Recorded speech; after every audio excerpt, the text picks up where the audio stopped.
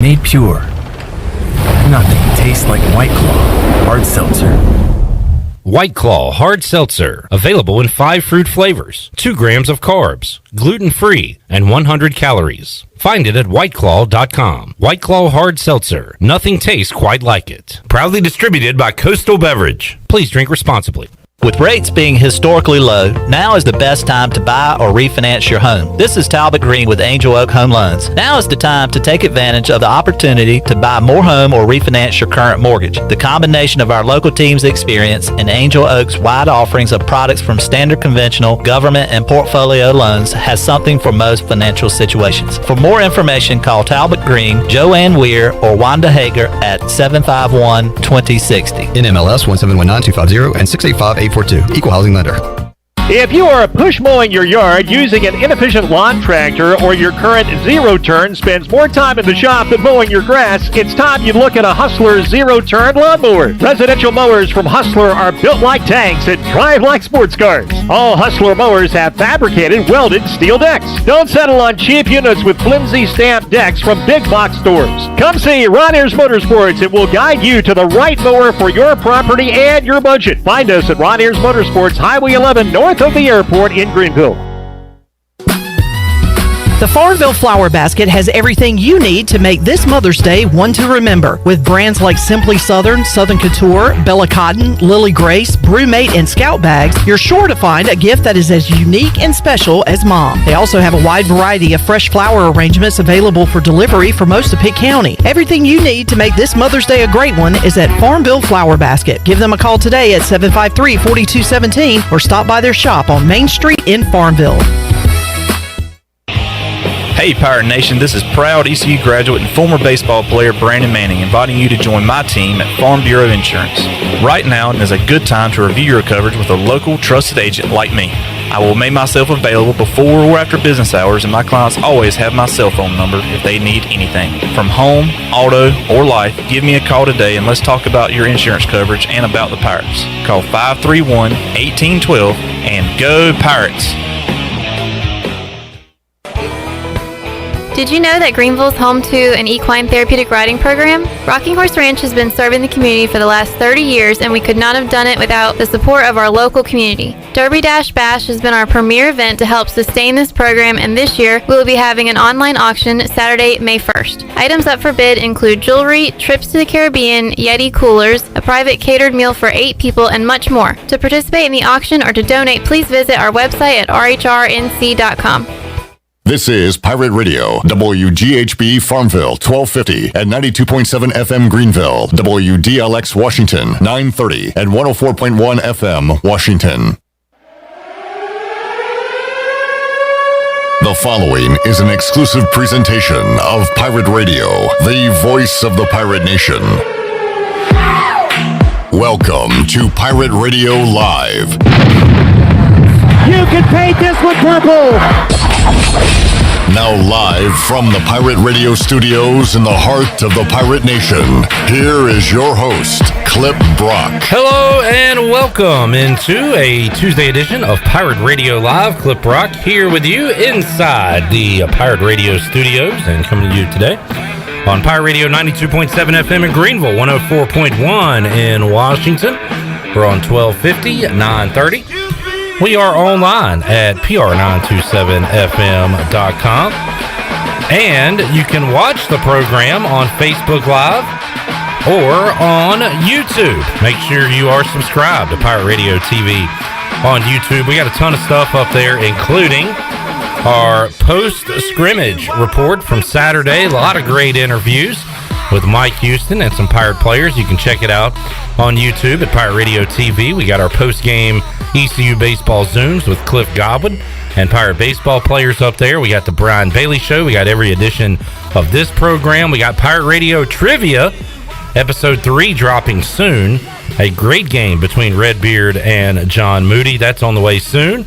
Episode 4 will be recorded tomorrow, a special play-by-play edition of Pirate Radio Trivia. Corey Glore versus Chris Haymeyer will face off. We will be recording that one on Wednesday. Looking forward to that. And that will be available on Facebook and on YouTube. And our latest podcast, which is set to drop today, the Pirate Radio podcast presented by White Claw Hard Seltzer. The Press Box guys got together earlier today. You will be able to hear that coming up 6 o'clock on Pirate Radio today, and also it will be available, the video version there, at Pirate Radio TV on YouTube. So make sure you are subscribed. All right, a lot to get to on today's show. We'll talk about everything making headlines in the world of sports, locally and beyond, with Billy Weaver, WITN Sports Director. He joins us at about 3:15. At 4 o'clock, we'll recap ECU spring football with the color analyst on the Pirate Sports Network, Kevin Monroe, former ECU DB, now alongside Jeff Charles on the call each and every Saturday during the fall. We will talk to KMO coming up at 4 o'clock on today's program. At around 4:25, Brooks Hill, former Pirate Radio intern. We'll find out what he's up to today, but he's our resident Caniac. He kind of got me into the Hurricanes a few years ago, and I'm glad he did, because it's fun to follow a good team. They clinched a playoff spot last night. They'll be making the postseason for the third straight year. We will talk about that and more with Brooks Hill coming up in the 4 o'clock hour. Troy D will be here in hour 3. And you can be a winner in hour 3 of today's show. We'll open up the Pirate Radio booty bag. So all that and a lot more coming up on today's edition of Pirate Radio Live. I just went to Facebook to click on today's show link so I can follow all the comments on our Facebook page. And before I got there, right when you go to Facebook, at the top, it says your memories on Facebook. 9 years ago today, I posted a picture, Chandler, and it is in the font of Run DMC. It is a T-shirt. Nice.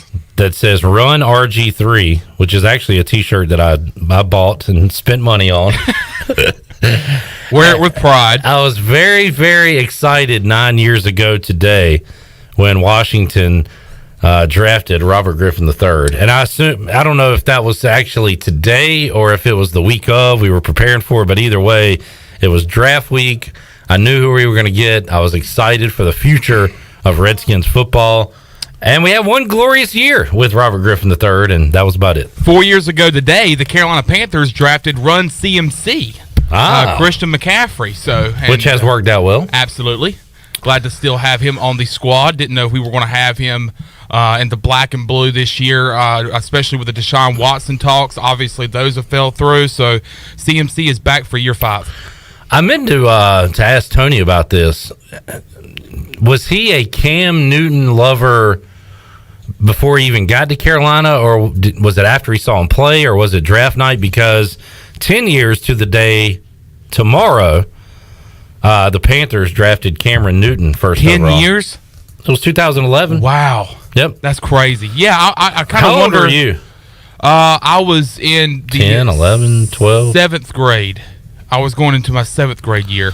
So, were you all in? But I wonder what the thought was at that time, because I thought he was too inaccurate. I didn't think he would be a good quarterback in the NFL. I was wrong. Yeah, I was too young to kind of study him as a college football player, but going back, I watch his highlights all the time still to this day. He was more of a runner in college. He really didn't kind of throw. I mean, sometimes he would show off the arm, but and also didn't have a ton of college tape, right? Because he went to Florida, got in trouble, then went to Blinn Community College. JUCO, won a championship, I believe, against Dominique Davis. That's right, and then went to Auburn and won a championship, won a Heisman Trophy, and then won a national championship as well. But the thing about Cam Newton was his size. He had that 6'5", 250 frame. Obviously had the arm strength, but the consistency was just never there, and kind of trickled down into his NFL career as well. But the thing is that he could run, and we were actually just talking about all-time leading rushers for the Carolina Panthers. You have Jonathan Stewart, you have D'Angelo Williams, and then coming in in 3rd place is Cam Newton. Yep. But yeah, Cam obviously has a great arm, but the consistency is just not all there. All right, Chandler Honeycutt, we'll see if he has anything on his news desk. He's rocking the throwback Kimball Walker jersey today. Game day. On the show. Shirley Rhodes, let's see if you have anything for us on this Tuesday. Anything going on at your news desk? Just a couple of things. Number one, Stephen Igo reported about an hour ago that senior wide receiver Jonathan Johnson has entered the transfer portal as a grad transfer. He led ECU in special team snaps last year, so he was a former walk-on. So I guess with all the competition at wide receiver, I think he just decided that maybe he would go elsewhere to see if he could get some playing time. I mean, because you got quite a few wide receivers that are still on the roster. So yeah, I didn't think about it too much, but like spring football, you're not necessarily jockeying for your final spot on the depth chart. There's still fall camp, but you kind of look around you, see who's getting snaps, see who's getting more reps than you, and might be an opportunity for you to go elsewhere and see more snaps. Yeah, with guys like Tyler Snead and Audio Matosho and CJ, and also the elevation of maybe a Hudson, Savage, guys like that, Burnett. Yeah, so you've got that wide receiver room is getting a little full. So unless you're trying to transition into another position, your playing time's going to be somewhat limited. So he is going to he has a year of eligibility left, and of course with the new eligibility rules, he'll be able to play immediately no matter where he goes. So we'll keep an eye on that and see where he's headed. Also, Stephen Igo tweeted this out about an hour ago. Of course, the draft is coming up on Thursday for the NFL. And he kind of compiled a list of possible places that Deontay Smith could go to based on mock drafts from various different sites.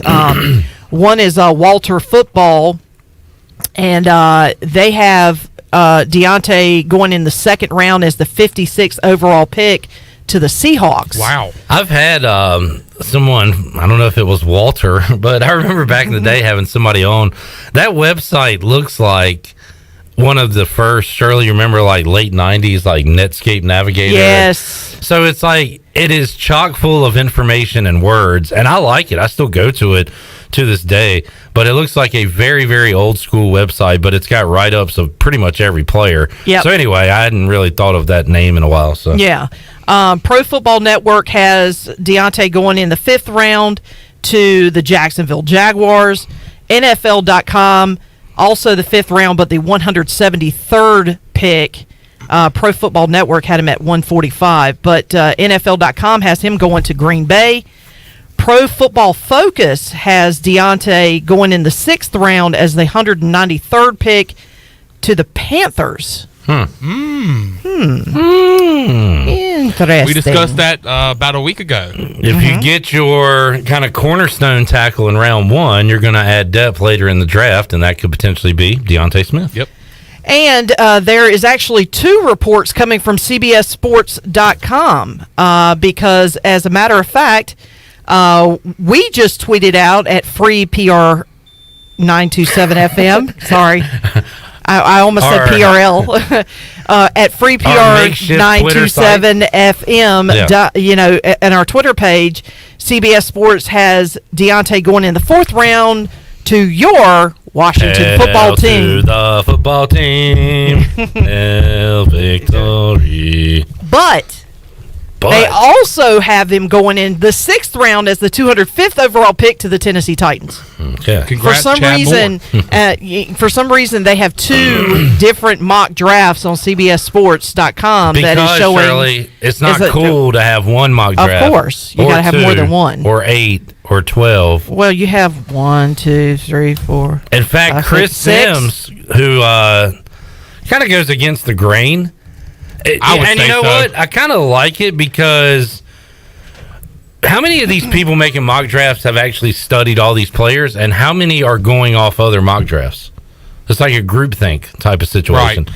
Chris Sims really does just go with his either gut or people he's talked to. And for that reason, his mock draft looks a little funky. So he had... you want to discuss one potential trade that he had in that mock draft? Which one would that be? The one between my team and your team? Absolutely. He had Washington trading up to 8 to grab Trey Lance, which is not out of the question. Panthers dropping back to 19. Now, he probably, he has a full explanation on YouTube. I didn't see it. So he probably has, like, what would the Panthers get in this trade, which would be quite a bit moving up that much. He then had the Panthers getting Caleb Farley, the cornerback from VT. And I remember looking at that and thinking, all right, well, maybe Sewell and Slater were gone. I believe Sewell went maybe 7th. To Detroit. Slater went to the 20th pick, whoever has that pick. The Bears. And I personally believe that if Slater is anywhere on the board, the Panthers are going to pick him up instead of a cornerback. Caleb Farley, one of the best corners in this draft, wouldn't be a bad pick, but when you talk about needs, that offensive tackle, especially someone like Slater, who's the second best offensive lineman in the draft, I say that you got to pick him up. That would be a steal at 19. You would think to get Slater, all those picks from Washington and to get Slater that late would be a huge win for the Absolutely. Panthers. That would be awesome. So anyway, Chris Sims has Lawrence, Wilson, Mac Jones going to the Niners. Can't wait to see what the Falcons do. He's got Kyle Pitts going to Atlanta, and then Chase, Devontae Smith to Shirley's Dolphins, so on and so forth. Oh, well, Who do you want, Shirley? Who do I want? You want one of the Bama receivers? You want Pitts? Who do you want? I want Deontay. You want Devontae? Deontay. Like Deontay Smith, like the ECU guy? All right. That's who you want? What about Jake Verity? I'll take Jake Verity. What about Blake Prohl? I'll take them all. So you just want all the Pirates on your roster. All right. Sure. Bring back David Garrard, too, while you're at it. I mean, seriously. Because, Seriously? Yeah, seriously. Things are getting serious. Of course they are. Seriously serious. Seriously All right, serious. Moving on. So that's all I have as far as that, other than the Cape Cod League has announced their season will begin, and they have a full slate of games, and they will start May 20th. So see if we send any Pirates up there this year. Yep, we have in the past. I know Alec Burleson was one of them, so we'll keep an eye on that. And of course, with May, I believe the minor leagues get started soon too. If I'm not mistaken, sometime in May. I don't have the exact date. The Woodies start in May. Yeah, so I would assume that if the Woodies are starting in May, then everybody else is too. But I don't have the actual start date. I have some university news. There has been a cluster identification in Jones Residence Hall on campus. Oh boy, we're still doing clusters. This is the first one I know this year. It has to be. I don't remember seeing any other. May 4th, by the way. Sorry. Well, there were clusters that caused the basketball team to stop, right? Yeah, I mean, that's what I'm thinking about. I'm thinking about baseball. I'm thinking about, football is, just wrapped up spring, but hopefully we can get the baseball players kind of isolated from those students. More cluster news. Awesome. All right, coming up tonight in spurts. Hey, the Braves scored some runs last night. I didn't mention it on the show yesterday that Atlanta played a doubleheader and had one hit on Sunday, I don't think. I was a little upset about that. But they beat the Cubbies last night. We got O's. I'm sorry. I just wanted to bring up, we talked about the Jamal Murray and Donovan Mitchell matchup. Another fun matchup that happened this weekend was the Dodgers and Padres. Oh, yeah. That was a fun game to watch on Sunday. ESPN. Sunday went into extra innings. Yeah. I was following along. And apparently there were fights that broke out in the parking lot of Dodger Stadium. So we're back to normal now. Is that the video I saw today? Yep. I didn't know what game it was at. It was but the I saw some Dodgers-Padres game, yeah. Excellent. Hey, how about the Orioles beating the Yankees last night? The Dark Knight. Yes. Matt Harvey beats the Yankees. What year are we in? The Dark Knight. Did they win in New York? They won in Baltimore. But the Dark Knight, Matt Harvey, rose to beat the New York Yankees. The Yankees have been woefully bad at offense right now. They just cannot score any runs right now. They play tonight. We'll have that for you right here on Pirate Radio. Yep, 7 o'clock. All right, got that on the way. Shirley's Red Sox are at Billy's Mets coming up on ESPN at 7 o'clock. Chandler, what about your Nationals? What are they doing? Had a tough weekend against the New York Mets. Tough league. It is a tough league. The Nats are, I just heard on the radio today, the Nats are sitting at 8-11 on the regular season right now. They are last place in the division. So that kind of tells you how tough the NL East is this year. Billy's Mets on top. Maybe we'll talk with him about that in just a moment. We need to call Billy. We'll talk more about some of these headlines. NHL signing a new TV deal. You'll be seeing a lot more hockey on your television just flipping around than you have in the past. They already signed with ESPN. Now they lock up a deal with Turner. So TNT and all those Turner channels and potentially HBO Max, and you'll be seeing a lot more hockey. It'll be a lot more out there in the future. Congrats to the Hurricanes for clinching a playoff spot. All right, we got Kevin Monroe coming up at 4 o'clock as we'll talk some football. How many days away now are we? I was wondering the same thing. From the season. I'm not real sure. Hey, that's your cue. Dude, you're slow. How many days Come away on, are we from... Go. I can't remember the exact number on how many days... Oh, wow. We've got our very own ring boy to tell us how many days away we are from ECU football. The number is 128 days. Thank you, Tully, for passing along that message. I need to get the music. I've got some music in mind. I just didn't have it queued up. What do they play when the ring girl is going around? I don't know. I'm just going to do like a little bell and then come up with something. All right. Thank you, Tully. 128 days away from kickoff. We'll talk some Pirate football with Kevin Monroe and... Probably this. Oh, yeah. That's probably what I should... labeled as, Shirley? Because I say this. Oh, my goodness. Porn music. Porn music, yeah. I didn't know what to call it, so I just called it porn music. Yeah, so that's that what would they be... tell me. That's a good description. That's what they tell me anyway. All right, let's take a time out. We'll come back. Billy Weaver joins us on the other side. We're back with you on a Tuesday after this.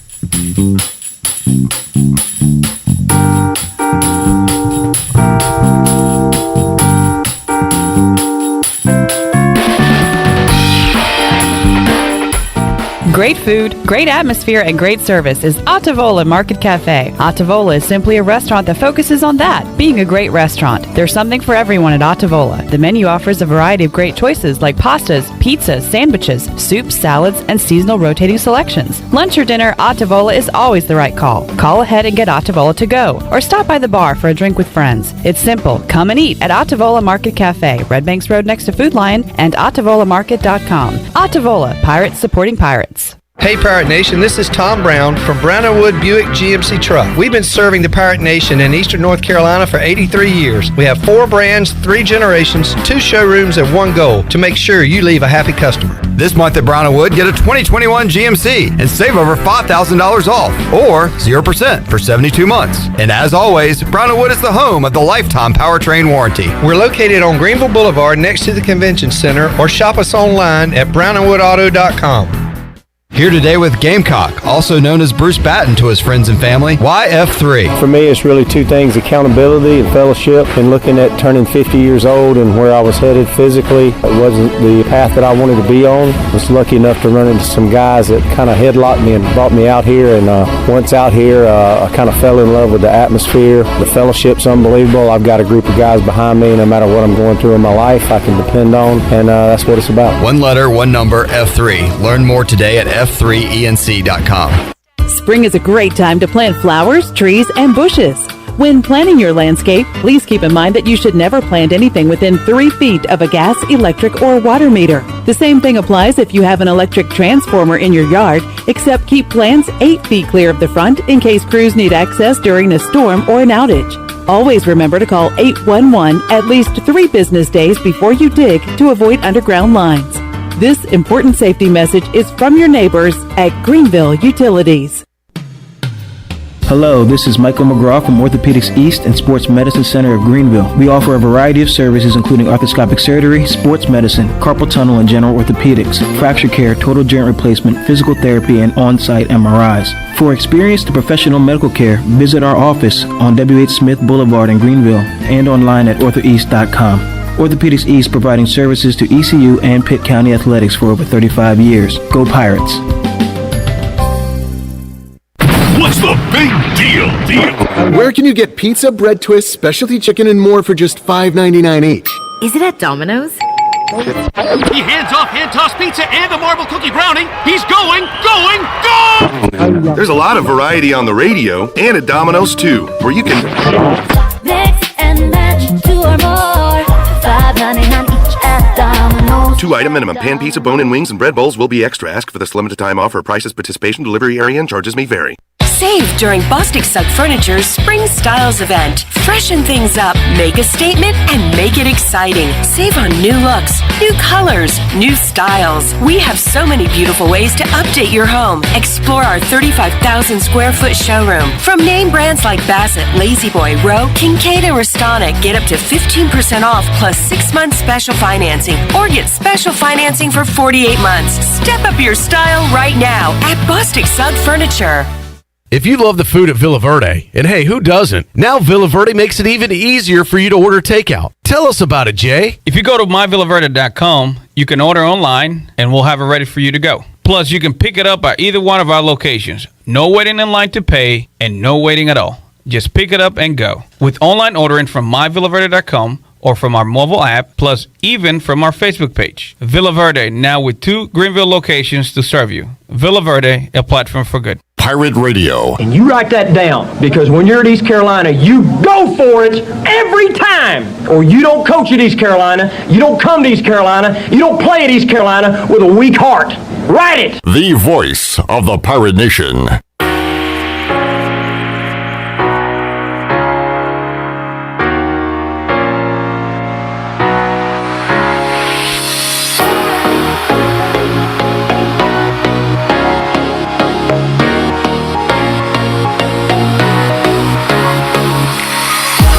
You're listening to Hour 1 of Pirate Radio Live. This hour is brought to you by University PC Care, your local tech support experts for all your personal and business needs. Visit universitypccare.com to learn more today. Now, back to the show. Welcome back. You've worked hard to start your business and are working even harder to make it successful, and that's why it's important to have a bank in your corner when you need them.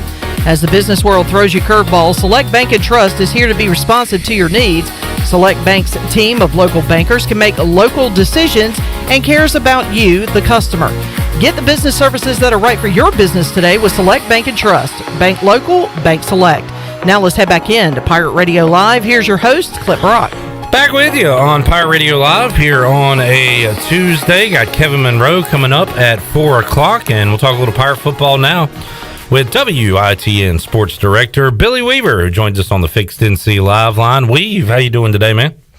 Doing good, Clip. Hope you are too. Yes, sir. Doing well. Spring football has come and gone with the spring scrimmage on Saturday, Billy, and an opportunity for Pirate fans to get a little excited about what's coming up this fall. And I think there's a lot of folks optimistic about what the team will do in 2021. It's a tough schedule. It is a team that I think will be much better on the field, but we'll see how that translates in the W and L column. But I don't know, your thoughts heading out of this spring, Weave. What kind of sense do you get heading into fall 2021 when it comes to ECU football? Well, I think like you, a lot of people are excited about East Carolina football, and I think it's because you're starting to get into the meat of the Mike Houston era, where guys know what to expect from not only him but the entire coaching staff. Players are maturing. Guys are back. A lot of their offense is back, which is good. Mike Houston said he would like to have seen a little more out of the offense in the spring game, I guess is what we'll call it, the final scrimmage of the spring. So I guess I don't know if it was officially a spring game, but there were fans there, so that's nice. And I know fans just want to get out and see some live sporting events and feel like there's a little sense of normalcy. But, he did say he would have liked to have seen a little bit more offense. But we know at East Carolina, we're going to see offense every year, year in and year out. It's been the defense. When the defense is good at East Carolina, that's when they've won conference championships. That's when they've gone to bowl games. That's when they've been a very solid football team and been a football team in the top 25. When they have really good defenses, and we haven't seen a really good defense at East Carolina in quite some time. So maybe that's a good thing. I would take defense, a really good defense, any day at East Carolina, because like I said, we're going to see offense. There's a lot of weapons on offense, so I think there's a lot of excitement going into this season. Yeah, we'll talk about the defensive side of the ball when Kevin Monroe joins us. Billy, he being a former DB, likes to see some good Pirate defense, which we have not seen in a while. I think we saw some strides in 2020 with Blake Harrell in his first year. Now Blake Harrell gets his first spring scrimmage and spring game.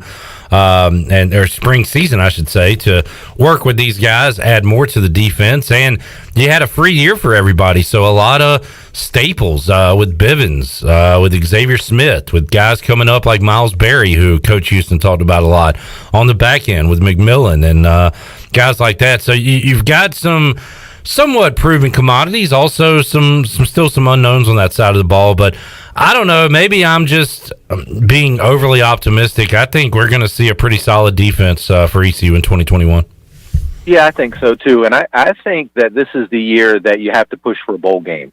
You got to try and get to 6 wins. And you know, even Holton Ahlers had said that in one of the post-game press conferences, and, you know, was talking about this is a team that, I think we can be bowl bound, and I believe that. I think that's the goal this year. Everybody has lofty goals. You talked about the extra year. The problem with that is everybody in the country gets an extra year. Right. So everybody's everybody's on the same page. Yeah. With that, but you'll take it any day because obviously it's going to help team. I think that the extra year of eligibility is really going to help teams that have a coach in place for 3 to 4 years or more, because that's when you really start to make those gains, is when you have players underneath the same system, the same coaching staff for 3 to 4 years or more. And that's the situation with Mike Houston. Some of the teams, this year, the college football teams that have relatively new head coaches may not benefit from that as much, but I think it's a good situation for everybody involved, obviously for the players to get that extra year of eligibility, and for the coaches, too, to be able to have and teach them for an extra year. Billy Weaver, WITN Sports Director, joining us today on the Fixed NC Live Line. Billy, it is the final week of April. We are a couple weeks away, May 10th, from the NCAA announcing the sites for the regionals as they moved up the date this year. And you look at it, ECU has 8 games between now and that announcement. So there's still a lot of baseball to be played, but it does feel like there is kind of a deadline coming up, and the Pirates will go on the road to Wichita and then take on potentially the team that is vying for ECU's top spot in the league, and that's Tulane, who has really come on of late. So those are your 8 games before it is announced, those regional sites. ECU is in great shape, great standing for that to be announced one of the host sites, especially for a regional. We'll see about a top 8 with a super regional, but some work to be done here in the next 2 weeks. It kind of makes these upcoming series important when you look at it from that perspective. Yeah, and Cliff Godwin will tell you they're all important, and every game is important, but that's his job as a head coach, and it's our job to kind of look ahead and see what the possibilities are down the line. We like to look at the rankings, we like to look at the RPIs and stuff like that. Now, that is something that coaches will look at, as the RPIs, because they know how important that is when it comes down to the end of the season. But, all they want to do is go out and win right now, and the good thing is even after splitting a 4-game series this past weekend, ECU didn't really drop that much in the polls. Only a couple of spots, still in the top 10 to 15 in most of the polls. A little surprising too, Weave. I don't know. I guess just as an ECU, following all their athletics, you expect them to just drop after a loss or 2 losses like that. But you're right; they stayed firm. Well, that just goes to show you about the respect this ECU baseball team has in the country. Sure. And with the publications, and you talk about the baseball writers, and you talk about Perfect Game and D1 Baseball and all those polls, these are people that know baseball. They've followed baseball for quite some time. They know what kind of talent there is at ECU, and they know how hard it is to win in a 4-game series. I mean, you can't be expected to sweep every week. There are teams, you look at teams like Arkansas and, some of the big teams right now in college baseball that have lost series at home. I mean, that happens in baseball, and it's going to happen. And I think those people that make those decisions on the polls, they absolutely know what's going on. But getting back to your original point, it's going to be a crucial stretch run for East Carolina. And I was looking at it yesterday, and, they're going to play their last 8 games away from Clark LeClaire Stadium. And that's going to be a tough road, too. And it doesn't matter who you play in the American, you're going to get, a tough challenge. So, this last, 3-4 weeks or so are going to be crucial for East Carolina baseball. But, and getting back to also talking about hosting a regional, you cannot put a price tag on that in college baseball. Hosting a regional is huge, absolutely huge. And if East Carolina can host a regional again this year, that would be big for the program. And Billy, it is so strange. They're going to announce those sites. Greenville will likely be one of those sites. And then after that announcement, and we'll kind of celebrate it, we'll be happy about it. ECU, like you said, on the road for 8 straight games, and then on the road for the conference tournament. Yeah. So it's like a whole nother mini brutal stretch there for ECU after those announcements are made and before a regional could be played potentially in Greenville. So just a strange circumstance. Yeah, I guess it could be 8, 9, 10, 12? 12, yeah, whatever, yeah. I guess it would be 8 games to finish out the conference schedule on the road, and then potentially 4 games in the tournament. So that's 12 games away from Clark LeClaire Stadium before you come back home to host a regional, if that does, in fact, come to fruition. Billy Weaver joining us on the Fixed NC Live Line. We've kind of I don't know, maybe it's me, an awkward, a weird vibe right now with ECU basketball. You had the Joe Dooley rumors floating around a couple weeks ago. You've had a while back now 6 players enter the transfer portal, which is fine because ECU is going to add some guys. The signing period for basketball began last week. Nobody has signed as of yet. Now, I'm not saying they're not going to. We're going to hopefully get those signees, but we're still kind of waiting on that. We're waiting for some names to come out of the portal on ECU's end, and it's just kind of crickets right now going on with ECU basketball. Maybe it's supposed to be the case, but following Twitter, I see a lot of these other schools, including Tulane, who's trying to get out of the basement with ECU and the AAC, adding some pretty big names via the transfer portal. So I don't know. I'm hoping to see some news from basketball here soon. Well, I tell you what, I would not want to be a college basketball coach right now, especially a head coach, because it's got to be brutal with the transfer portal. For one thing, it's brutal for me to say transfer portal on the air a lot because I get tongue-tied with that for some reason. But I think it's the ER at the end of transfer, and then that R in the middle of portal gets me. It's like it trips me up every now and then. Yeah, it's transfer or portal. Yeah, but anyway, it's I can't say it half the time. I can only imagine what. Hey, Billy, on this show from here on out, let's call it the TP and just move on. The TP. Well, there you go. That makes me think of toilet paper. Grab your TP and just move on. But you know what? For some head coaches, it is a bunch of crap, probably, because they got to deal with this. And I've come out and I've said it before. No one holds back a coach from making a move from one school to another. They don't have to sit out. It doesn't, So I understand it for the athletes. The problem I have with the transfer portal is that guys that abuse it.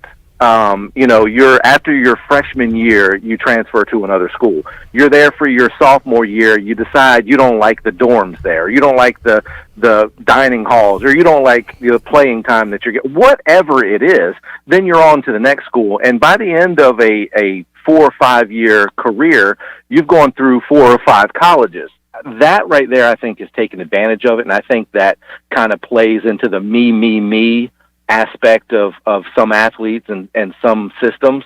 But on the other hand, there are times that, you look at a Jaden Gardner. I don't blame him one bit for transferring. He gave East Carolina all he could and did every year, and now he kind of wants to reap the benefits of all the hard work that he's put in, and he wants to have that shot at going to the NCAA tournament before his college career is over, or maybe even a national title, because, he could do that at Virginia. So I don't blame a guy like that for doing it. The guys that kind of take advantage of the system and move from school to school to school, it's tough. And it's got to be extremely tough on head coaches. It is, but it's the norm now. And if you are a head coach, you got to adjust and, go with it, or either, do like Roy Williams and say, this isn't for me anymore. This is not. Hey, you know what? And that's what happened. Yeah. Anybody that says anything different is crazy. They're fooling themselves. Oh, yeah. Obviously. And I bet a lot of older coaches are going to follow suit here in the next few years, Weave. Absolutely. I would not be shocked if Mike Krzyzewski and Jim Boeheim are the next to fall. And then, it could be that situation. That's the thing is you either adapt and adjust and move on, or you get to a point in your career where you're saying, is this really worth it? Is this what I'm in for the next few years, or should I just go ahead and hang it up? And that was the case with Roy Williams. You mentioned Boeheim. So Boeheim's got Buddy Boeheim on the roster. He went into the transfer portal a few weeks ago and pulled out his other son. Yeah. That's crazy. And you know what? I wouldn't be surprised that once his sons are out of college, he's done. Yeah. I mean, that wouldn't surprise me a bit. I'm with you. I mean, that's what I would do if I was a father and I had accomplished everything that he's accomplished on the college level. And then once I got through and I was able to coach both my kids, after that, I'd hang it up and I'd be done. Yeah, that'll definitely keep you around. And in Jeff Lebo's case, get him back into coaching, Weave. I know we brought this up, but with his son Creighton on the North Carolina team, that's an easy decision for him to go coach him for another couple of years. Yeah, and it was hard for him not to say yes to his alma mater anyway. Right. And that's a great position for Jeff Lebo. I mean, you could tell he was kind of getting burnt out with the head coaching. Obviously, I mean, he went down to Morehead City and was coaching some high school down there. So you could tell he still had that coaching in his blood, but probably didn't want to deal with all the stuff that the head coaches have to deal with now. So it's a perfect situation for him right now in Chapel Hill. All right, I failed to mention it last week. I'll bring it up right now, Weave. How about first place Mets versus first place Red Sox? That's not a phrase I thought I'd be saying this year. But they will face off tonight on ESPN, and the Mets are 9-8 in first place. Chandler brought it up earlier. His Nats are 8-11 in last place, so they're 2 games back of New York, and it just kind of shows you how even right now that NL East is. The Braves winning last night, but they're just 10-12 on the year, Weave, and Philly's sitting at 11-11 right now. Yeah, let me ask you one question. What does the NL East look like to you if I said compare it to a NFL? Well, there's a team with a winning record, but only one. But I know what you're getting at. The NFC East is what it looks like right now. Yeah, who wants to win the division? But I am a little excited about the Mets. Their pitching is really good, of course. Marcus Stroman's been outstanding, and Jacob deGrom is what he is. So when you got 2 starters like that, and then of course Carlos Carrasco's coming back off the DL soon, and then Noah Syndergaard. I mean, this guy's coming off Tommy John surgery, and he'll be back sometime within the next couple of months, I hope. And from all reports, he's done very well. And guys that have had Tommy John surgery have actually come back and pitched very well. So that's not something that, back in the day you thought, this is a huge injury. This is something that, he'll never be the same. That's not the case. The Mets still need to be able to hit and produce some runs. But, a guy like Francisco Lindor, he doesn't hit 30 home runs by accident. He's a streaky kind of hitter, and I'll take that any day. So, once his bat starts to come around, and, Michael Conforto, those guys, he's kind of a streaky hitter as well. But I like the parts and pieces of the Mets. They pitch very well. They've got great defense. Edwin Diaz has been coming out of the bullpen looking very good and solid for them. So if the pitching can hold up and they can get some of these guys back off the injured reserve list, I think they'll be fine. Billy Weaver joining us. I'll ask you this. You've been in the industry a long time as a sports anchor, WITN, an NBC affiliate, and the NBC getting out of the NHL game, it appears, and you're going to see a lot more hockey just kind of flipping around because ESPN is going to be the primary carrier for the NHL, and then Turner Sports has inked a deal with the NHL as well. So you'll be seeing it on TNT, and it kind of similar to what the NBA is right now on ESPN and on TNT. And you see a lot of NBA highlights and discussion on ESPN. Before the NBA returned to ESPN, there was nowhere close to the amount of conversation about the NBA now that's on ESPN. I think this is a good thing for hockey fans because it's hard to find hockey highlights on ESPN now. Moving forward, you'll be able to do so. But I don't know. Any thoughts on the NHL moving away from NBC and moving to ESPN and to Turner Sports? Well, I think it is good for the NHL. You know, the NHL has been the number 4 sport in the country for a long time, and it's hard to generate a lot of excitement for hockey. Now, around here, of course, when the Carolina Hurricanes are playing well, which they're playing well right now. Last night they got a point in an overtime loss to Dallas on the road, but that 1 point was enough to clinch a playoff spot for a third consecutive time, and I don't think that's happened in franchise history since they have been in Carolina. It happened when they were in Hartford. I hadn't thought about that one. Yeah, I'll look that one up. That's a big deal for Carolina. So, you know, any interest that can be generated for hockey, I think, is a good thing. Obviously, NBC doesn't have the platform that ESPN, as far as you look at ESPN, there's ESPN2, ESPN Plus, ESPN3. There's so many different, you can find a game just about anywhere. I find if I want to watch East Carolina lacrosse, it's usually on ESPN Plus. All the games on ESPN Plus for ECU baseball this year have been absolutely, I've been ecstatic about being able to watch quality highlights and quality stuff on baseball and all these other sports. So I think it's only going to help hockey down the road to have those extra platforms for sure. Shirley, can I get a stat to consider real quick for Billy Weaver? Stat to consider. This is the first time ever the Canes will go to the playoffs for 3 straight seasons. They went back-to-back in 01, 02, 02, ending in a Stanley Cup Finals appearance where they lost to the Red Wings.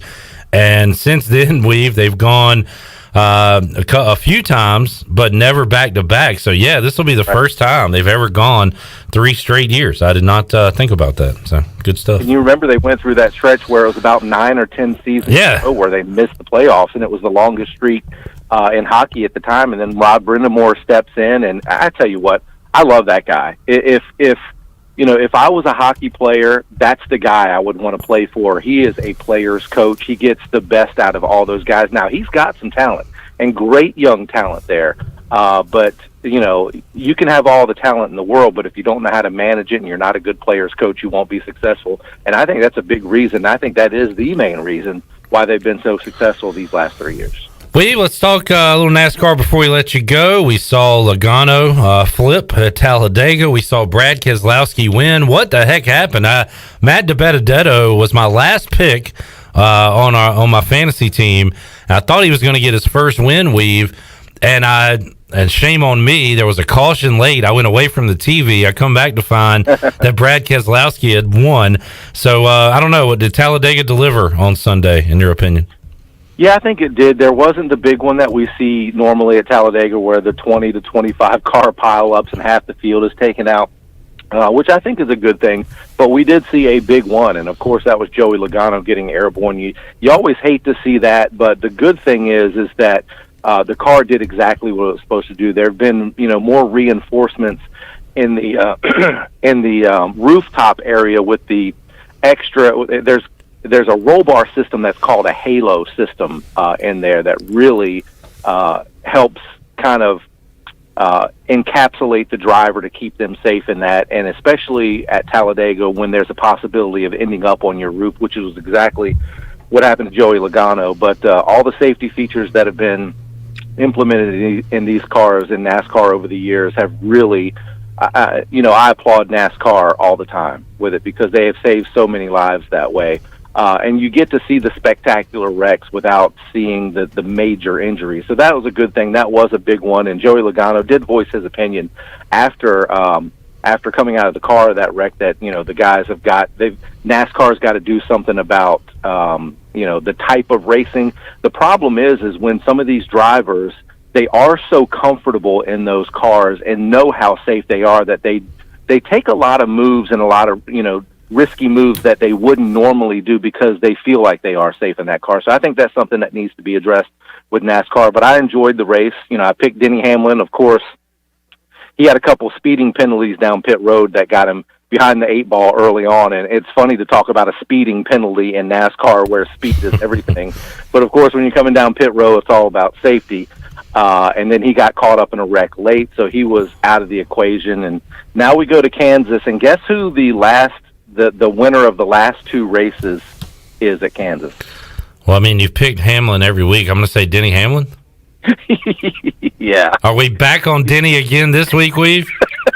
I tell you, I'm going to ride that horse until it delivers. All right. I mean, and that's the thing is you look, you know, he's one of those guys that performs so well at so many tracks. And, you know, when you look at Kansas, he's won the last two races. He won last year and in 19 as well.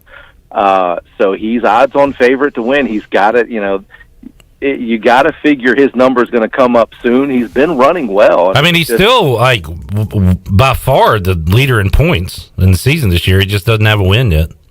Right. He just doesn't have that elusive victory, which is going to come. And I know the week that I don't pick him, I did this last week. Yeah, you're right. The week that I don't pick him, he's going to win. Stay on black. How do you go? Yeah, that's right. How do you go against Denny when he's the two-time defending champion there? Yeah. Had won the last two races at Kansas. How do you go against him? And you know, it would have been a totally different situation. He got caught up in a wreck that wasn't any of his doing. He got turned into the wall late in that race at Talladega, even, you know, after the penalties on pit road. So he was running well, just got caught up in a something that wasn't really his fault. So I'm going to have to stay with Denny Hamlin this week. We've always enjoyed the chat. I know busy times coming up for you because of all the high school sports going on. You got playoff football and baseball cranking up, right? Yeah, got baseball starting tonight. Rose is over at New Bern. You know, we got a lot of teams here in the Pitt County area that are, you know, top 20, 25 teams in the state in each of their classifications. You look at South Central, who was ranked in the top 20 last year. And, of course, last year was a COVID-shortened year, so some of these teams only played 4, 5, 6 games at the max last year before COVID shut everything down. But Rose is always a, you know, perennial powerhouse. North Pitt was ranked last year before COVID shut down. D.H. Conley, always very strong. So got a lot of Pitt County teams that we'll keep an eye on. Tonight, Rose is over at New Bern, so we'll check in on them to start the high school baseball season. Then this Friday, we've got Eastern Regional Finals in high school football with 6 area teams and 6 different classifications, and the winners will go to the state championships not this weekend, but the following weekend. So it's awesome. A lot of high school sports. It's going to be a lot of fun. Yes, sir. Weave, thanks for joining us as always, man. Have a great rest of your week, and we'll talk to you again soon. All right, Clip. We'll see you. There he is, WITN Sports Director Billy Weaver, joining us to kick off a Tuesday edition of Pirate Radio Live, as he does each and every week. We bounce around, talk about everything going on in the world of sports. All right, we'll take a time out, come back, get ready to wrap up hour number 1, get you set for hour 2, where we will talk Pirate football with Kevin Monroe. That's on the way at 4 o'clock. More to go on Pirate Radio Live after this.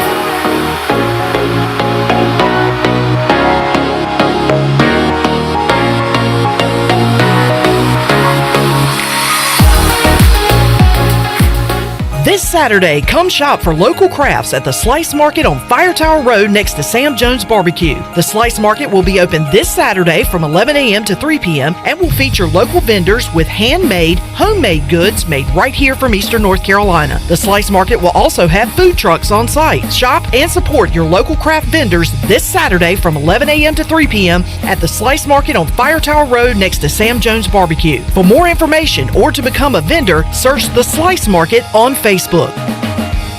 Here with Mike Mullis from Fixed NC. And Mike, you were telling me the other day, people ask you all the time, I didn't know you did that. What does that mean? You know, anything that involves property damage repair, call us first. If it's your crawl space, you've got interior humidity issues, a water loss, your ice maker line breaks, obviously fire and smoke, everybody knows we do those. But anything that involves interior or exterior property damage, we're your repair experts. Mike, how can everybody get in touch with you? 252-999-0001 or fixednc.com.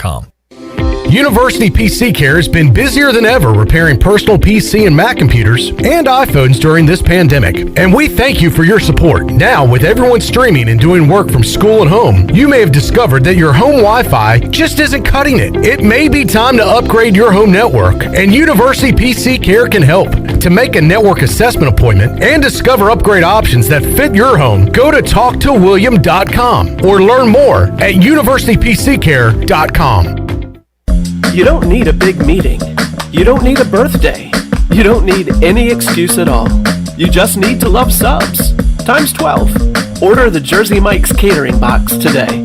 Jersey Mike's. Be a sub above. Good things come to those who wait. At Jersey Mike's, they also come to those who don't. Download our app, order ahead, and skip the line. Cut to the Chase by Jersey Mike's. Be a sub above. With rates being historically low, now is the best time to buy or refinance your home. This is Talbot Green with Angel Oak Home Loans. Now is the time to take advantage of the opportunity to buy more home or refinance your current mortgage. The combination of our local team's experience and Angel Oak's wide offerings of products from standard conventional, government, and portfolio loans has something for most financial situations. For more information, call Talbot Green, Joanne Weir, or Wanda Hager at 751-2060. NMLS 1719250 and 685-842. Equal housing lender. North Carolina State Parks is proud to announce that they have partnered with the Hometown Strong program. Our visitor centers are now equipped with public Wi-Fi to help kids with school. Remote learning has become a critical public health measure in maintaining social distance and continuing to educate our young people. Take advantage of Wi-Fi and a hike at Goose Creek State Park or a day trip to the beach and access remote learning at Fort Megan State Park. For more information, visit hometownstrong.nc.gov. Warren's Hot Dog Pizza, homemade lemonade. Hey, Pirate Nation, Warren's Hot Dogs, 2 locations are open for business in Greenville and Chocowinity. Both locations have drive-through windows, so stop by today for hot dogs, pizzas, subs, apple and peach turnovers, homemade lemonade, and breakfast in Chocowinity, featuring homemade cheese, ham, and chicken biscuits, plus sausage dogs and more. Warren's in Greenville, across from Ron Ayers Motorsports, and in Chocowinity, next to the fire department. Warren's Hot Dogs. Want some? Get some. A car wash experience like no other is here at the new Tommy's Express. You'll enjoy a gentle belt conveyor ride through our bright, inviting wash as luscious foams and soft cloths treat your car like new. After a final rinse, wax, and blow dry for a beautiful spot-free shine in just about 3 minutes, help yourself to our free vacuums and mat washers. We're Tommy's Express. Tommy's Express Wash, now open on the corner of Greenville Boulevard and Red Banks Road in Greenville.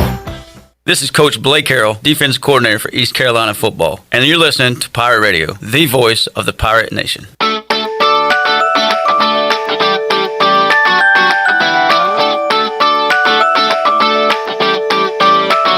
You're listening to Hour 1 of Pirate Radio Live. This hour is brought to you by University PC Care, your local tech support experts for all your personal and business needs. Visit universitypccare.com to learn more today.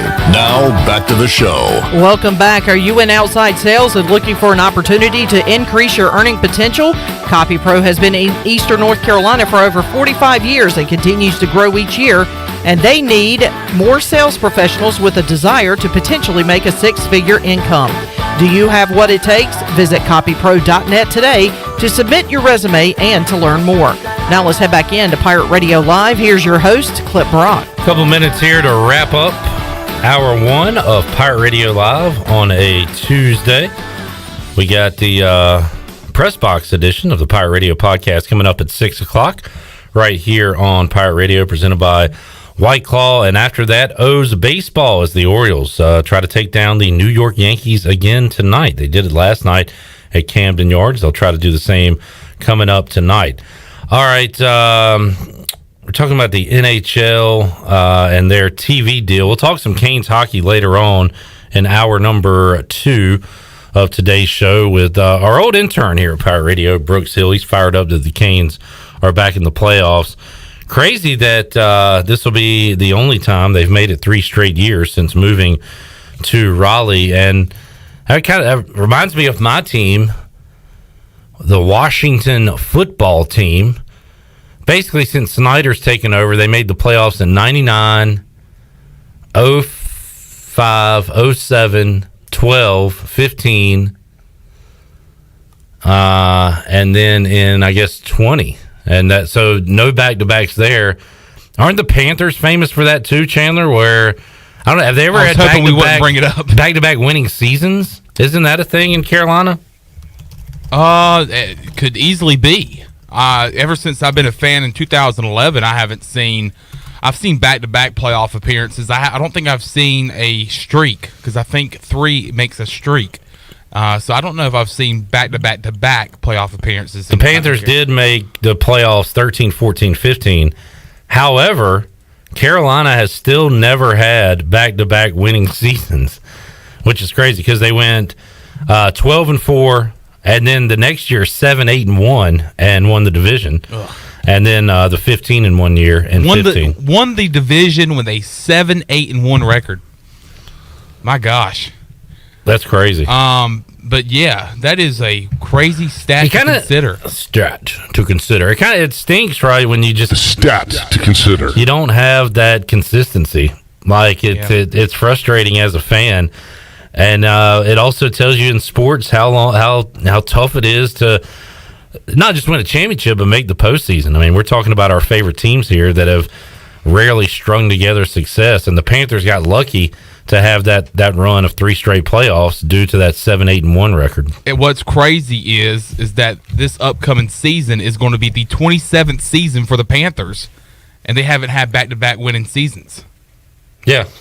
So we're one of the youngest teams in the league. Obviously, I think our first season was in '95. But I think I knew that. But I think I did a good job of forgetting it. You kind of put that in the back of your mind somewhere? Yes, and now it's in the front of my mind, and so that will be what I'm thinking of on draft night. Can we get the guys to get us back-to-back winning seasons and hopefully get a streak of winning seasons? Panthers have had 3 straight losing seasons and back-to-back 5-11 seasons. So that's where Carolina is That right will happen now. again. It will not happen again? 17 games. That is a very good point. You will not go 5-11 to end the 2021 season. Very well said, Chandler. All right, let's get a break in. We'll come back. Kevin Monroe is waiting, so we're going to give him a call and get him on the program and talk some Pirate football with the former ECU DB, K-Mo, coming up when we return on Pirate Radio Live. We're back with you after this.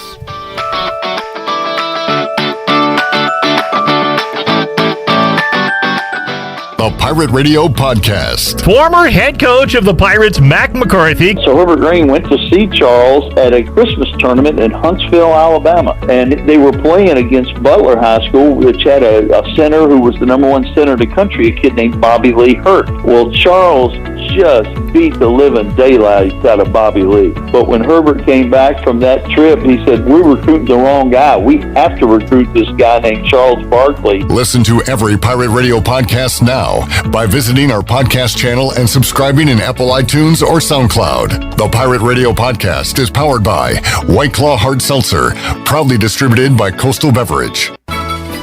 The best place for delicious food and great prices is Familia. Familia has $6 lunch specials, a $10 pizza of the week, and every Thursday has $2 drafts all day. Sunday brunch is the best for food and family. Come and enjoy favorites like shrimp and grits, made-to-order omelets, French toast, and drink specials like $3 mimosas, beer mimosas, or $5 Bloody Marys. Familia, Fire Tower Road near Pitt Community College, and FamiliaNC.com.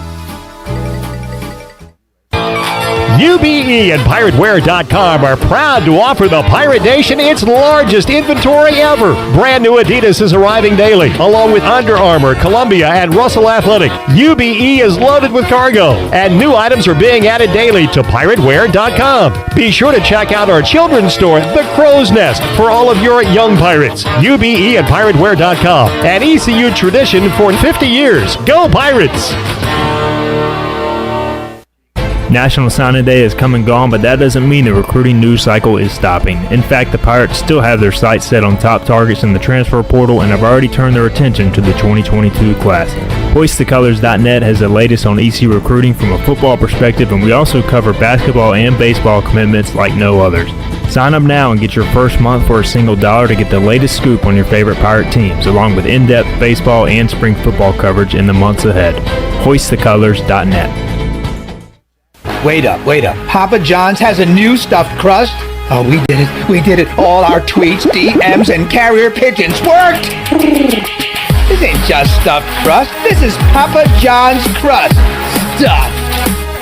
Hey, Pirate fans, order the new Epic Stuffed Crust One-Topping Pizza for only $12. The new Epic Stuffed Crust Pizza is an MVP move for game day or any day. Place your order online at papajohns.com and sign up for Papa Rewards. Papa John's, the official pizza of the ECU Pirates. If you wake up in the morning with a backache, feeling more tired than you did when you went to bed, you probably need a new mattress. And the best place to get that mattress is Factory Mattress. Hi, I'm Kirk Smith, General Manager. For more than 40 years, Factory Mattress has been Greenville and Wilson's local mattress dealer. We guarantee the lowest price on the area's best selection with over 50 models to choose from. No seconds or overruns. Factory Mattress offers only first quality direct from the manufacturer. Sealy Posturepedic, Beauty Rest, Stearns & Foster, and Tempur-Pedic. The most highly trained sales associates with over 60 years of combined experience. Same as cash financing with zero interest up to 48 months and free local delivery. Face it, to have a good day, you've got to have a good night. So sleep better knowing you saved money at Factory Mattress, locally owned on Greenville Boulevard in Greenville, on Forest Hills Road in Wilson, on the web at factorymattressusa.com, and a proud member of Pirates Supporting Pirates. At Jimmy John's, we don't make sandwiches. We make the sandwich of sandwiches. We use fresh veggies because we don't hate salads. We just feel bad for them. We make our sandwiches exactly how you want because you're the one who's eating it. And we bake bread all day, every day because stale bread isn't bread. It's croutons. Sandwich history is written by the victors. Good thing we have legible handwriting. Jimmy John's, the sandwich of sandwiches. Order pickup or delivery on the app. This is Pirate Radio, WGHB Farmville, W224EI Greenville, WDLX Washington, and W281CH Washington.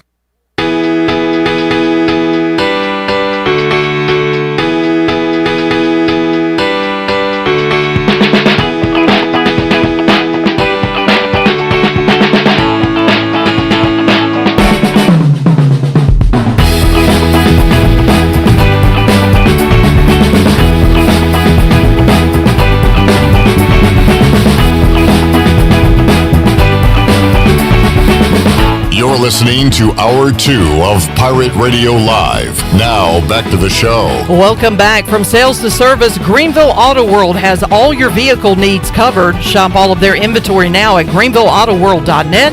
If you're also looking for someone to service your vehicle, Greenville Auto World has a full service and repair facility. Brakes, oil changes, tires, inspections, and they can repair any kind of vehicle. Greenville Auto World across from Speedway at Bells Fork and online at greenvilleautoworld.net. Thanks to Tim Sutton and Jim Rogers of Greenville Auto World for their sponsorship of the program. Now let's head back into Pirate Radio Live. Here's your host, Clip Rock. Alrighty, back with you. Hour 2 of Pirate Radio Live here on a Tuesday, and we're going to talk some Pirate football now with former ECU DB. He is on the call with Jeff Charles every Saturday during the fall on the Pirate Sports Network. Kevin Monroe joining us on the Fixed NC Live line. Kevin, great to talk to you again. How you doing, man? I'm doing well, Cliff. How you doing? Fantastic. And Kevin, spring football, as you know, it's kind of a tease. It gets you excited for a few weeks, and then it's over, and then you got to wait until the fall for some more football. But it's also a time for optimism, and a lot of folks optimistic about the type of team we'll see on the field, an improving team in 2021 for Mike Houston going into year 3. How about yourself, Kevin? What's your overall gut feel about 2021? What's your feeling right now? Well, going into last year, I thought this could be, a 500 team. And, as the years go by under Coach Houston, I feel better and better about things. I feel like they're getting bigger, stronger, faster players, and they're starting to operate his system. So, I feel better than 500 this year. But the problem is the schedule doesn't get any easier. Yeah. I mean, every year the conference games get tougher. I mean, gosh, it was just 2 years ago that we had, at one point during the season, we had 4 or 5 conference teams in the top 25. And so last year wasn't much of a drop-off. So there is just so many good teams inside the conference. It used to be that the big games were outside the conference, and then inside the conference there were a couple good teams. But now, up and down that list of teams, everybody is at least formidable, if not good. And Kevin, I say this, I think I'd feel this way no matter where the game was put on the schedule, whether it be week 3, week 7, week 10. But the one right out of the gate with App State feels like a pivotal game to me. If you want to have a winning season or if you want to be bowl eligible, that feels like one you need to win. Maybe I'm overhyping it a little bit, but I think that one in Charlotte to kick off things on a Thursday night is that's a huge game for ECU in 2021. It's frightening. It's absolutely frightening as a fan, as a former player, because it's a game on paper that you should win. I mean, this is an App State team that is just moving up from a lesser level, I would say, just a few years ago. But they have shown they deserve to be here. They've earned their stripes, and they're playing good football, and they're not afraid to play the Pirates wherever. And so this is one of those games where you have to be ready to play those guys, and the expectation will be for a Pirate victory. But they're going to play a good football team in Charlotte, and so I hope the Pirates are ready. But you're right; it's a good measuring stick earlier in the season. Kevin, one reason I do have some optimism is I really do think we saw some strides defensively in 2020. I think we'll see even more in 2021. Blake Harrell finally was able to get a spring in with his defensive guys and get to know them even more, put some new wrinkles into the defense. Bruce Bivens, who is a veteran now, playing his best football down the stretch in 2020. You've got Xavier Smith. Miles Berry was talked about a lot by Mike Houston this spring. So I like I do really like that linebacking group. The corners played well during the spring scrimmage on Saturday. D-line still young, got a little bit of experience in 2020. That's still a question mark, but I think down the road it's going to be a position of strength for ECU. So, Kevin, defensively, I don't know. Maybe it's wishful thinking, but I think we're going to see a pretty good Pirate defense. I know we need to see it happen instead of just talk about it, but I'm excited for the defensive side of the ball coming up. Yeah, that was the defensive. I'll start with the defensive backs. And coming into last season, I was really excited about the DBs because I felt like they had some good freshman years, McMillan and Fleming. And I felt like there was a little bit of a letdown. I think McMillan still played well, but he didn't play above the bar he set, 2 years ago. Mm-hmm. I'm happy to hear those guys are doing better. I want to see a bounce back year for both of them. Nolan Johnson came in, I thought, and played pretty well in opportunities last year, and I know they'll also mix in some younger guys that we haven't seen before. So I'm looking for more from the corner position. A guy like Sean Dorso stepped up and played well. So safeties, I'm not as concerned with, but covering guys on the corner has been a big one. Linebacker, you mentioned it. Guys like Xavier Smith and Ram Sewer, those guys have done it for years. Bivens done it for years, and so we expect them to continue to play well. I think they were the strength of the defense this past season. Up front, guys like Freshwater is kind of making a name for himself. We've been hearing a lot about him over the years. D'Abreu is another one that seems like he's been there forever.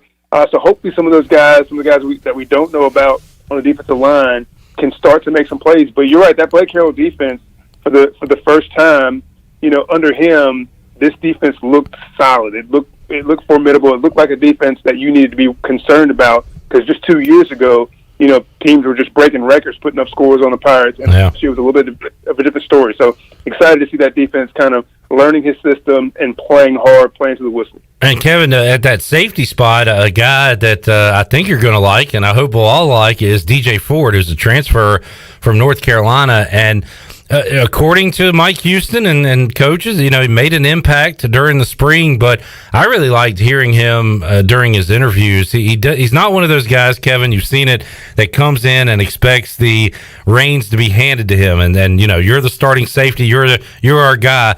He's gone out there and he's earning his spot. He is a very mature kid. He got a good head on his shoulders. I don't know. I'm really excited to see what he can do. He is a huge kid too, back there on the back end for this ECU defense. So I'm excited to see what he can bring to the defense.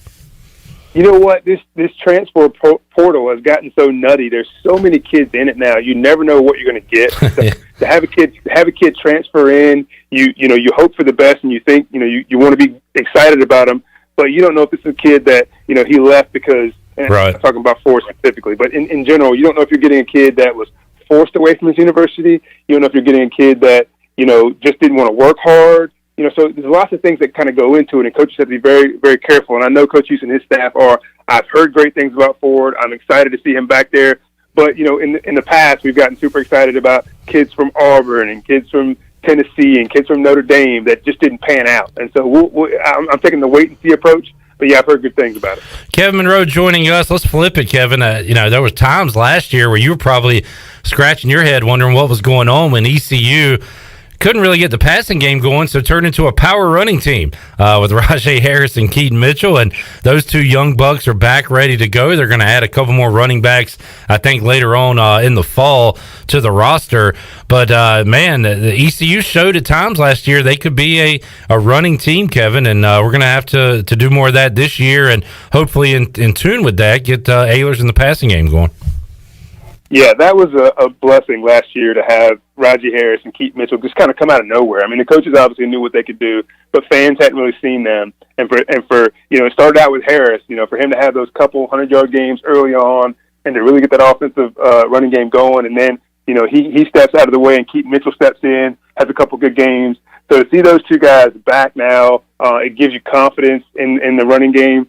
Now, the question mark for the last few years for the Pirates have been on the offensive line. I mean, they've had a really good receiving core. You could always feel solid about Holt and Ehlers, but the offensive line has been that question mark. So hopefully those guys are getting better. We got some new faces on the line. I expect big things out of them because that running game and that passing game can be stellar if the offensive line just holds up. Kevin, we had some great football conversations last year, but also talked about what was going on, around the world last year. And I know you see it up close and personal with your wife who's in the medical field. And as you kind of look ahead to the summer, Kevin, and to the fall, and you see Governor Cooper say that if things keep going on track, there's you should be able to lift restrictions coming up June 1, which would be awesome news. Have you kind of looked into your crystal ball and thought what it's going to look like in the fall? Are you optimistic it'll look a lot more like 2019 than 2020, or what are you thinking right now?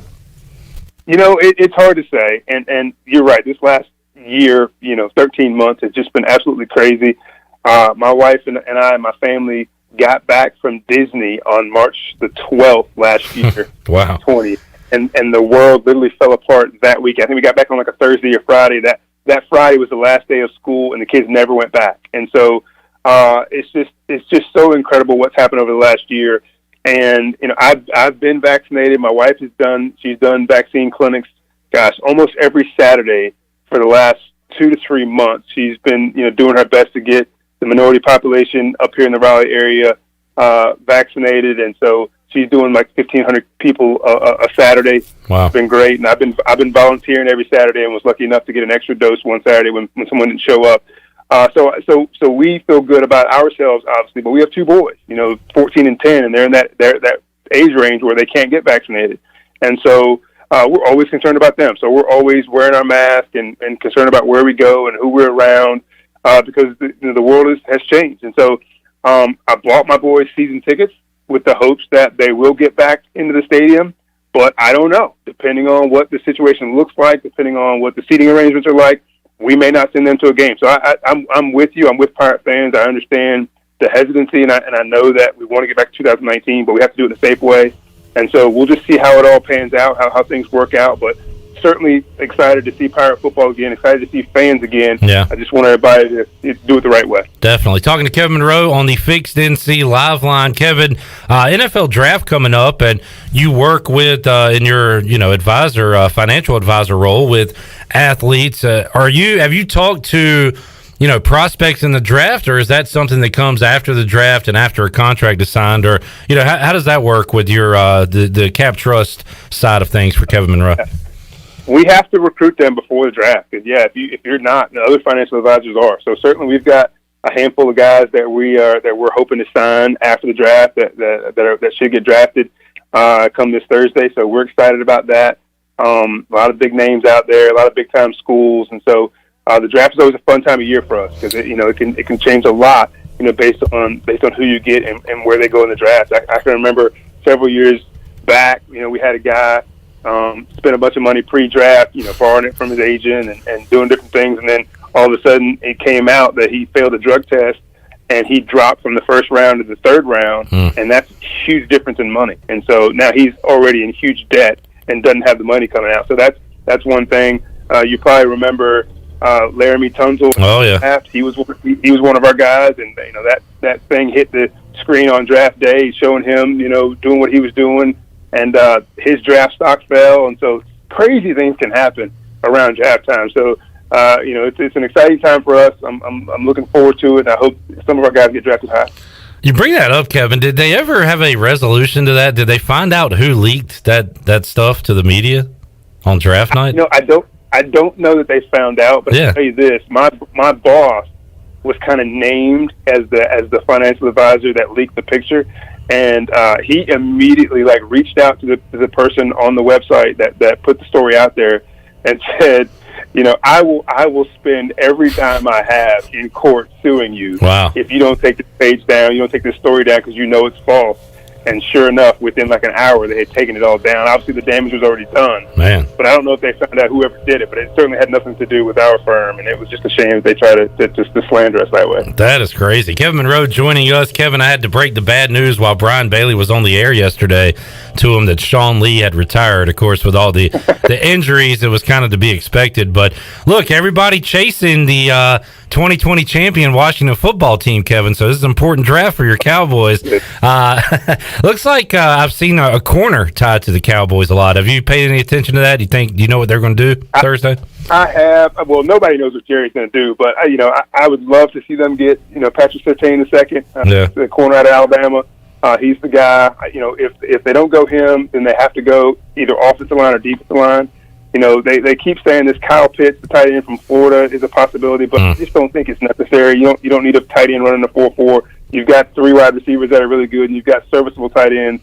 I just don't think you go there at pick number 10. So we'll see what they do. They've had some decent drafts in the past several years, just haven't put it together on the field. So I'm not too concerned, but you just never know with Jerry Jones. Never know. Kevin, great stuff, man. Always enjoy talking football with you here on Pirate Radio Live, and we'll certainly get you on quite a bit this fall. Talk some Pirate football with you, but have a great rest of your spring and summer, and we'll keep in touch with you, man. We appreciate you joining us today.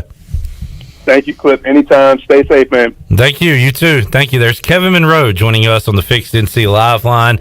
Great guy, but just like I say about Bailey and even Jaden Gardner, he's a Cowboys fan. Got that. Nobody's perfect, Chandler. You got a lot of great folks out there, but nobody can be perfect. Yeah, you got people out there that are Saints fans and Falcons fans. Yeah, they're just that one flaw on their resume. Yeah, I mean, they might be the best person in the world, but unfortunately, their mind tells them to pull for Sean Payton and the New Orleans Saints. And we just can't associate with people like that. Nope. Can't have them as part of our lives. I'm going to be honest, though, and this is I have seen it firsthand. Saints fans are rude. They're annoying. I went to the Panthers Saints game, and I believe 2013. I think Luke Kuechly had 24 tackles and an interception. It was a downpour. But I just remember, and Falcons fans are not the best either, but the Saints fans, oh my gosh, some of the most annoying fans in the National Football League. All right, Chandler has called out the Saints. Who that? Get out of here. I hope that was a Saints fan calling right now. All right, let's take a break. We'll come back. We'll talk some Canes hockey with Brooks Hill, former Pirate Radio intern. He's got a couple of jobs going on in the sports world that we'll talk about. And also, what do we need to know about the Canes returning to the playoffs for the 3rd straight season? We'll talk about it when we return on Pirate Radio Live here on a Tuesday. Back with you after this.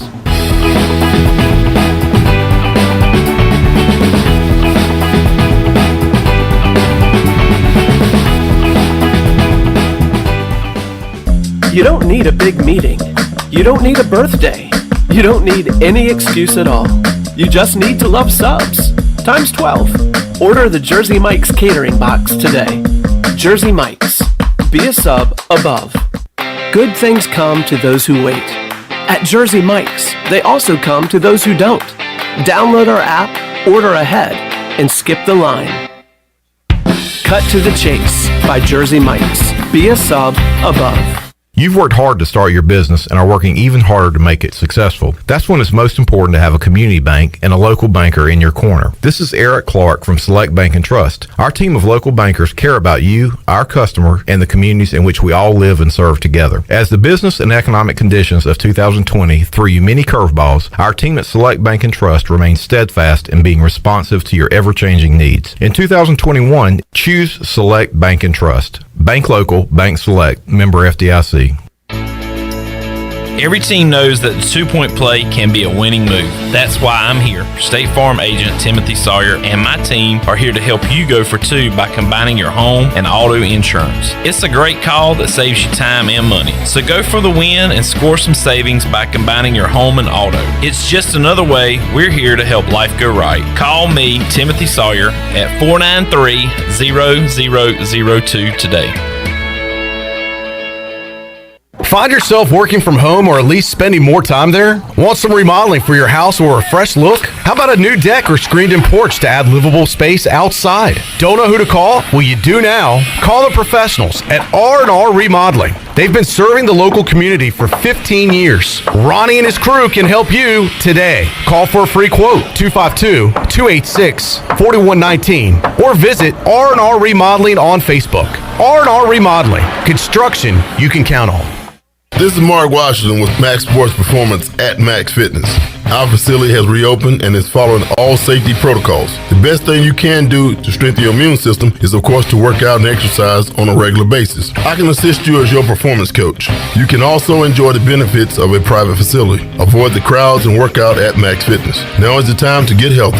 Max Fitness, just off Highway 43 in the old Ace Hardware Building behind Speedway in Greenville. Call me, Mark Washington, 902-4877. Hi, this is Jeff Charles, and welcome inside the booth. He was Dr. J before Dr. J. A story about this incredible basketball legend next. The Pirate Radio Podcast. The brand new chancellor of East Carolina University, Dr. Philip Rogers. Greenville has been home, and it was just one of those places growing up that it was so impactful on my life that the thought of coming back to East Carolina University and raising my 2 boys here was a no-brainer. Listen to every Pirate Radio podcast now by visiting our podcast channel and subscribing in Apple iTunes or SoundCloud. The Pirate Radio Podcast is powered by White Claw Hard Seltzer, proudly distributed by Coastal Beverage.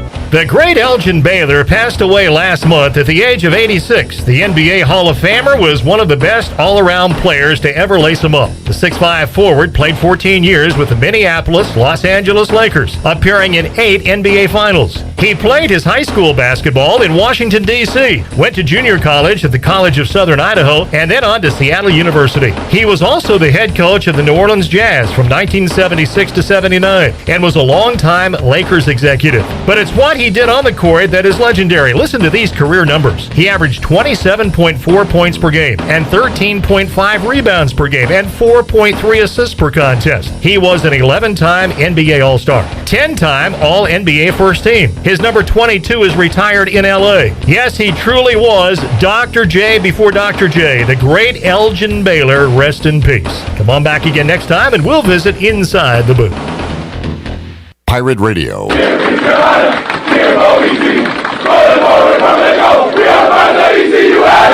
voice of the Pirate Nation.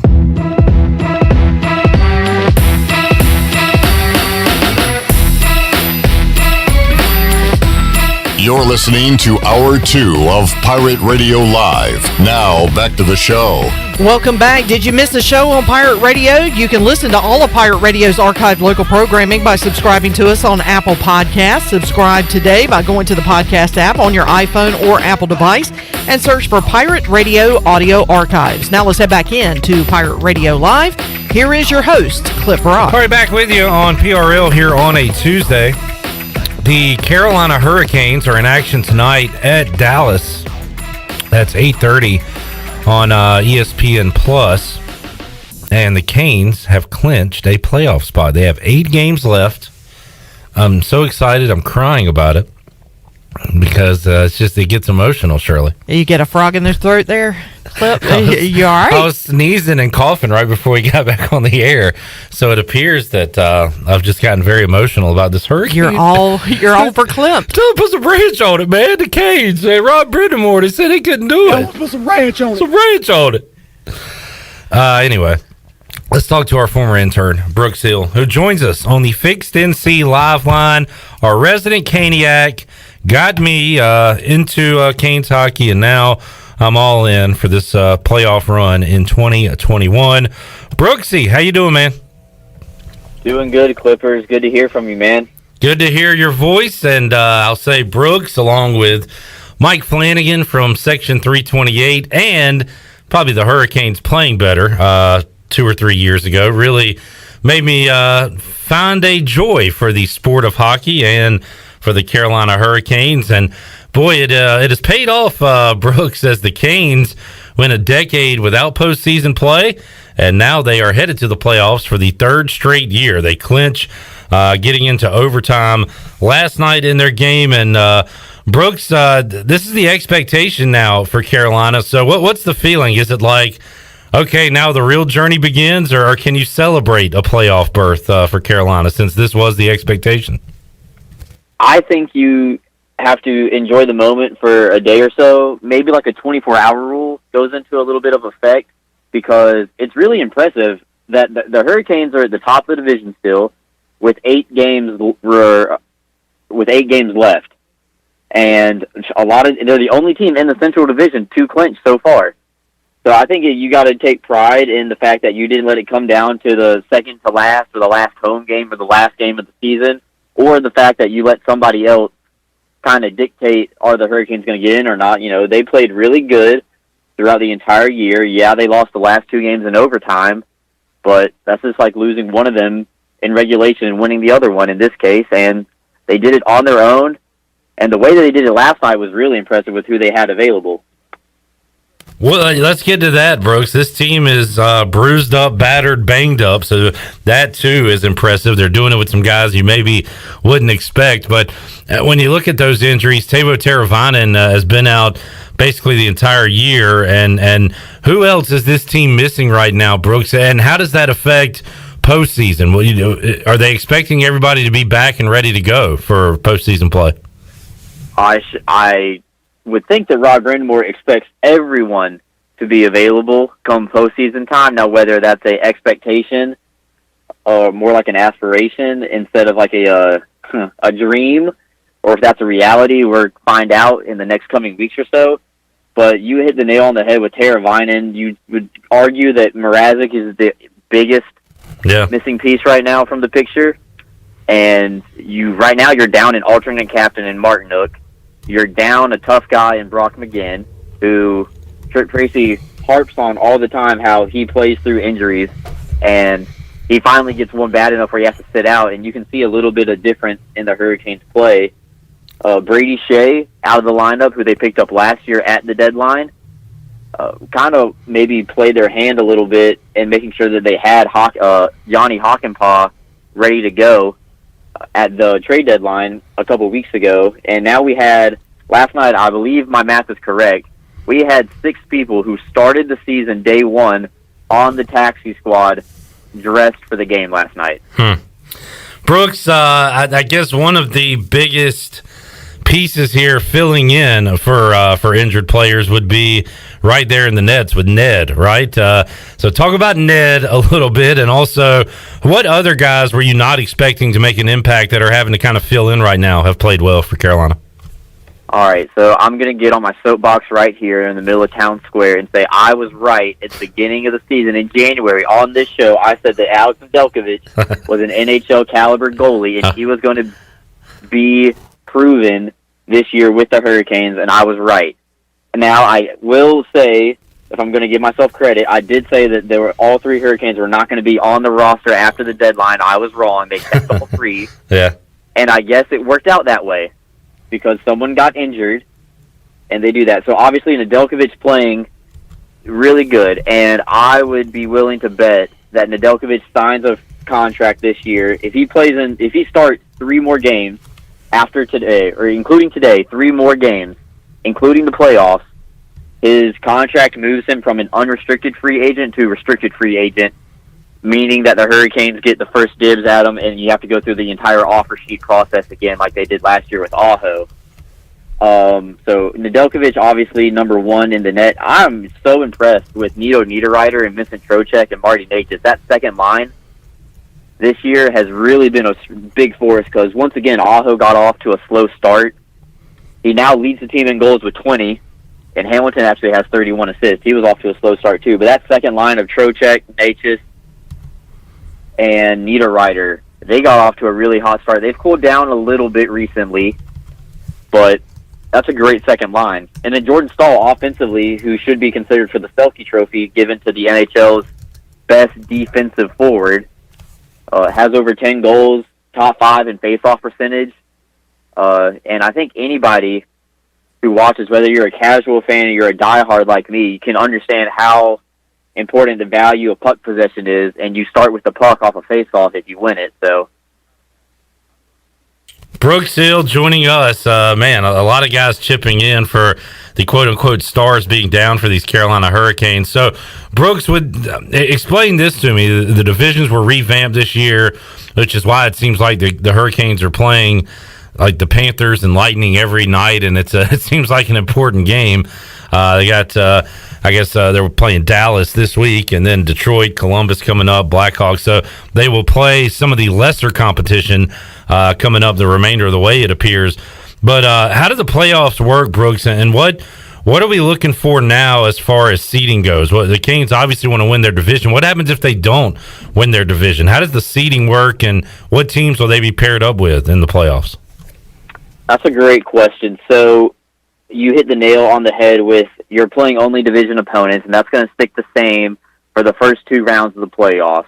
Okay. Still going to be a best-of-7 series with the traditional home and away going 1, 2, 3, 4, 5, 1, 2, 5, and 7 for the home team for higher seeded.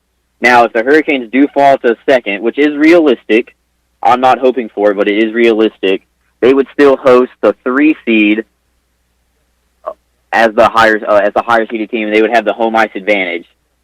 And if they drop to 3, I don't think anybody thinks that they're dropped to 4. I think Dallas, Nashville, and Chicago are going to fight too much to get to 4. Then they would be on the road for the first 2 games. And then after the first round, should the Canes advance, they reseed based on regular season points for the second round. So if it's a 3 versus 4, they're moving up to essentially, like a 1v2 or something like that. All right. Sounds kind of complicated, but I can figure it out and do the research on it. The only reason it's complicated is because there's no East and West, right, Brooks? So that's what kind of throws a wrench into the whole thing. That is very correct. And then once you get to the final 4 teams, so one team will come out of each division, 1 from the Canadian, 1 from the East, 1 from the West, and 1 from the Central. They will seed those 4 teams based on regular season points as well. Right. So realistically, you could have the Carolina Hurricanes versus the Washington Capitals for the Stanley Cup. Wow, okay. Could be the way it plays out based on points percentage. And the Canes are still fighting for, not only the first couple rounds hosting, but potentially the whole thing, right? Correct. Vegas right now is in the lead with a win last night and a Colorado loss. Colorado and Vegas are going back and forth with each other out west for the number 1 spot. And the Hurricanes are still in for the President's Trophy race given to the team that finishes the season with the highest amount of regular season points. Now, that's cool and everything like that, but they'd be the first to tell you that they don't care about regular season points. They want to be the number 1 seed so they can be home ice, they can get the home ice advantage. That's what they want, and they want to get the most amount of points, but they don't want to raise a banner for regular season champion. Brooks, Governor Cooper said last week that if all things stay the way they are right now, it is his, thought that potentially all these restrictions could be lifted June 1st. So that would be huge for, Canes in the playoffs, potentially the Hornets in the playoffs. Have you been to a game yet since they allowed fans back in the building, Brooks? I was very adamant about being able to go once I could. Then I found out how much they were charging for tickets.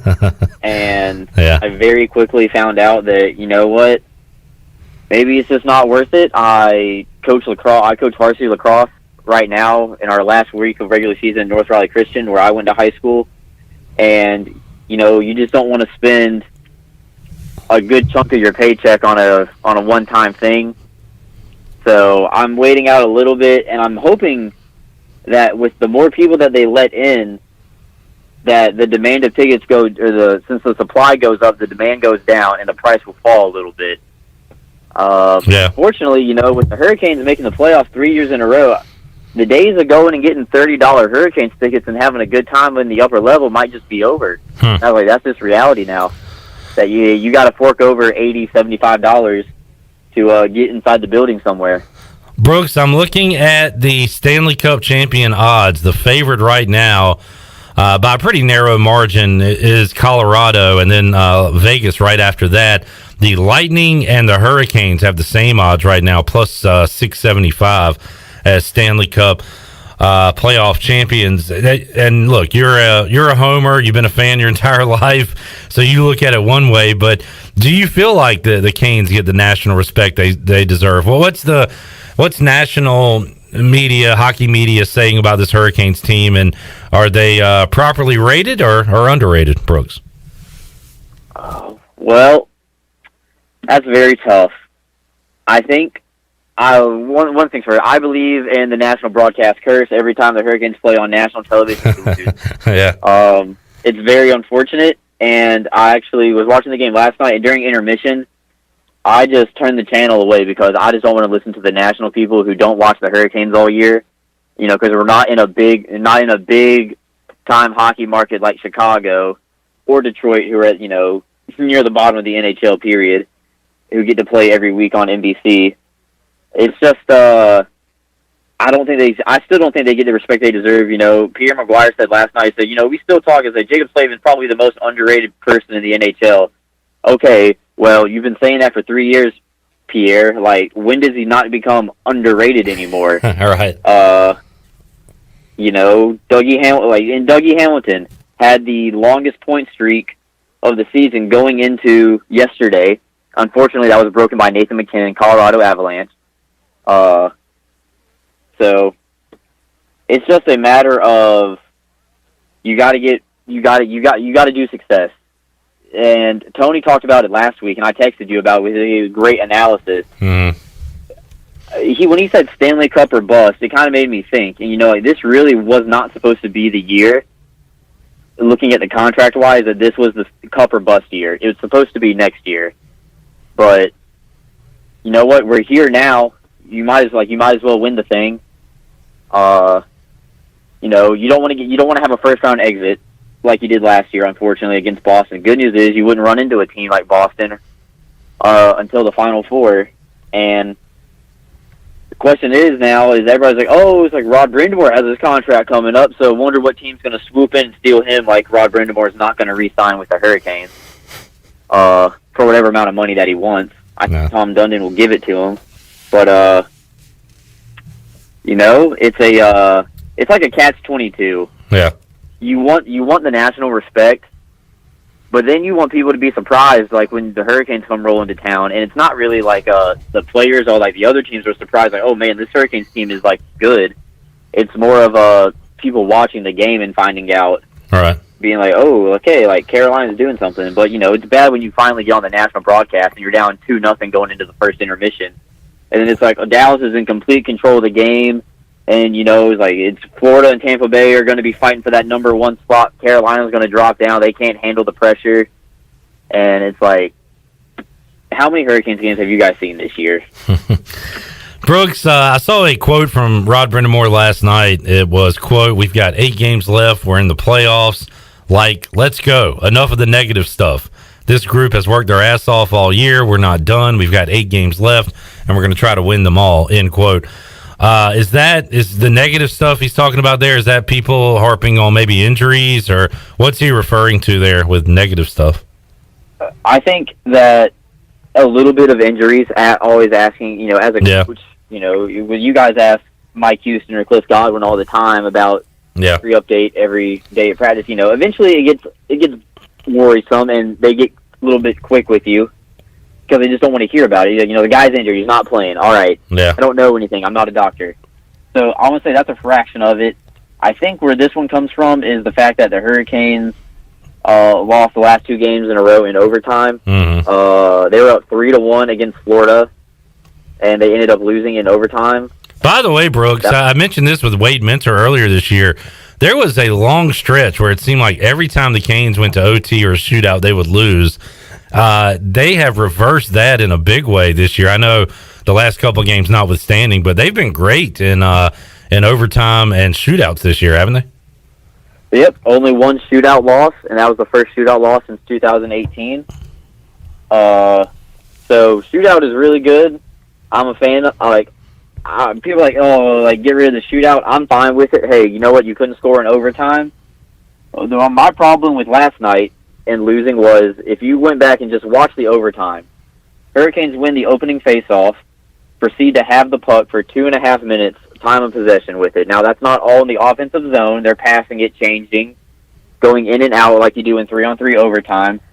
Hurricanes don't take a shot on goal the entire time they're possessing it, and then the 5 seconds that Dallas has the puck control, they go 2-on-1, and Jamie Benn scores a 5-hole on James Reimer. I don't put it on James Reimer on that. It's a 2-on-1. He went 5-hole, and you tried to lunge for it. It's a play. I put that one on Trocheck for letting a rookie knock you down in the offensive zone and let him steal the puck from you. But you know what? Enough with the negative. All they needed was a point. They got a point, which actually worked out fine which they didn't know while they were playing. Obviously, that Nashville was up 4-1 against Florida. Yeah. So Florida lost in regulation, and they didn't get any points, and Florida lost the game. So Florida only has 6 games left. So they have to jump, and so does Tampa. If they want to get to first place, Florida and Tampa have to jump Carolina. And like you said, Hurricanes won't see the top of the division anymore this year. They're done with Florida and Tampa. There you go. Enough with the negative, folks. The Hurricanes going to the playoffs. Brooks Hill is a happy man. Brooks, before we let you go, you mentioned you're doing some coaching. What else you been up to here since leaving Pirate Radio in East Carolina? Well, I'm actually excited to announce this is breaking news. All right. If the score is there, Shirley, do you want to hit the breaking news for old Brooks Hill? He's got some breaking news for us. Here we go, Brooks. Thank you, Shirley. All right. I have accepted a job with the Holly Springs Salamanders in the CPL. So I will be the number 2 broadcaster training under Chris Edwards, who is the Duke play-by-play baseball voice this summer in Holly Springs. So I'll be staying in the same league as the Wilson Tobbs last summer. But I got off the phone with Chip, the GM, over in Holly Springs, and they're really excited about having somebody who's worked in the CPL before, and I'm really excited to work under somebody like Chris, who's been a seasoned veteran of college baseball, knows the ins and the outs of the play-by-play industry, and I'm looking forward to that this summer. Well, Brooks, after a disjointed and shortened CPL last year, folks will be fired up for that this year to see some wood bat summer baseball, and you'll be on the call for some of those games. That's exciting. Congratulations, man. We'll be checking that out, and have fun with that. That should be a blast. I will. Thank you. I really do appreciate it. And like you mentioned it before, we're going into our last week of varsity lacrosse and then state playoffs next week for the NCISAA. Really blessed that the private schools were able to play their spring sports schedule on a traditional season. And we didn't have to rush into anything like the public schools did. So I'm thankful that my athletes were able to get out there and enjoy the game that they love. And I'm glad that I was able to give back to the sport that did so much for me in my younger days and in college. Good stuff, Brooks. You got playoff lacrosse, playoff hockey, and wood bat baseball to look forward to. So a lot on the horizon for Brooks Hill joining us on the Fixed NC Live line. Brooks, we'll definitely get you on and talk some playoff hockey with you down the road a little bit, buddy. Yes, thank you. And you need to let me know when you guys want to do a live watch for the hockey game. Okay. I can tell you, watching me for a hockey game is electric. I'm good television for it. All right. If we do one, you are on the guest list for sure. Thank you, Brooks. We'll talk to you soon. All right. Thanks, Cliff. I'll see you guys soon.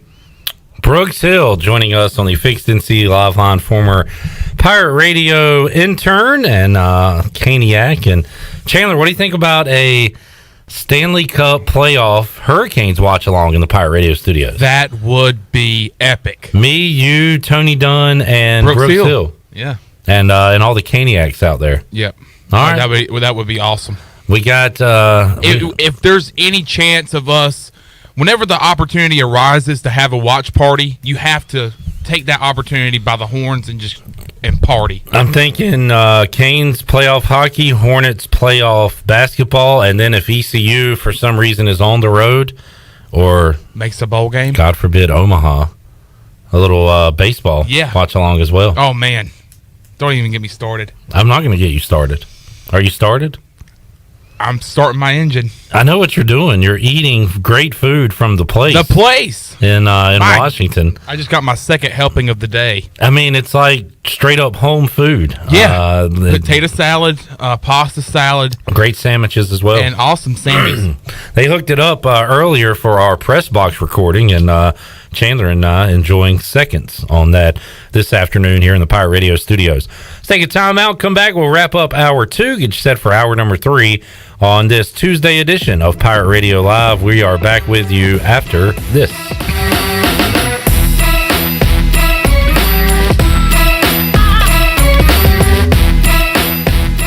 This Saturday, come shop for local crafts at the Slice Market on Fire Tower Road next to Sam Jones Barbecue. The Slice Market will be open this Saturday from 11 a.m. to 3 p.m. and will feature local vendors with handmade, homemade goods made right here from Eastern North Carolina. The Slice Market will also have food trucks on site. Shop and support your local craft vendors this Saturday from 11 a.m. to 3 p.m. at the Slice Market on Fire Tower Road next to Sam Jones Barbecue. For more information or to become a vendor, search the Slice Market on Facebook. The best place in Greenville to unwind after work and have fun is AJ McMurphy's. AJ's has daily food and drink specials and an awesome patio perfect for some outdoor dining. Stop by AJ's on Monday for open mic, music on the patio on Tuesday, sports trivia with me, Clip Brock, on Wednesdays, and music bingo on Thursday. AJ McMurphy's, Turnberry Square at Bells Fork, and on Facebook, Instagram, and Snapchat. Introducing Tommy Club, the best car wash value anywhere. Starting at just $19.99 a month, you can wash your car as often as you like, and also take advantage of our express lanes exclusively for Tommy Club members. You can enjoy a gentle belt conveyor ride to a spot-free shine faster and as often as you like when you're a member of Tommy Club. Plus, our vacuums and mat washers are always free. We're Tommy's Express. Tommy's Express Wash, now open on the corner of Greenville Boulevard and Red Banks Road in Greenville. The convenience of Pitt Greenville Airport is waiting just outside your front door. Service is back, so you're connected to destinations worldwide through flights from American Airlines. Plan your next trip. Book your flights today at flypgv.com or aa.com. Ready to travel and take a trip? American Airlines has recently added more flights in and out of PGV. Book today and enjoy the friendly convenience of flying from your local airport. American Airlines, now with more flights available at PGV. Book today at aa.com. PGV, where the pirates fly. In studio today with Natalie Edwards from AG Home Solutions and eXp Realty. Natalie, you have a unique partnership because you work in the real estate market and also work with AG Home Solutions. How does that help your clients? So it's interesting, the trends that we're currently seeing in real estate. Inventory is so low. We're seeing a high percentage of folks who want to renovate their spaces, perhaps add a home office because now they're working from home. And so they come to us with those design ideas and we're able to help them navigate through that. What other trends are you seeing in the marketplace right now? Yeah, so we're definitely seeing increased needs for home office space, folks being able to do virtual learning from home. So how can we redesign that space so it's functional? We're also seeing folks that do want to take advantage of this being a seller's market, and so they want to freshen up that space and get it ready to put on the market. And so we can come in and provide them with some good guidance on things that they might want to consider before they list their property. For real estate or remodeling, how can folks contact you? 252-947-2526 or aghomesolutions.com. Hey, Eastern North Carolina, this is Miles Minges. And this is Landon Minges with Minges Bottling Group. We are proud to announce that Pepsi is once again the official soft drink of the ECU Pirates. That's right, Miles. Our family's purple and gold roots run deep. From founding members of the Pirate Club, alumni, and even a team physician, our support over the last 60 years has never wavered. We are Pirates. We're excited to be back at ECU and are honored to serve our great customers throughout Eastern North Carolina. Not only is this the birthplace of Pepsi-Cola, this is our home. Cheers, Pirate Nation. I like the sound of that. Support local, drink local, stay safe, and drink Pepsi. Let us help you get back to business. This is Donald Stocks and Justin Judge of PIP of Eastern North Carolina. We're ready to assist your business with branded PPE. Would you like face masks with your logo? We can do that. Plus custom social distancing signage. Now is the time to ramp up your marketing efforts. Whether it's cutting edge, contactless, touchless marketing, or traditional direct mail, we can do it all. We are PIP of Eastern North Carolina. Pirate Radio.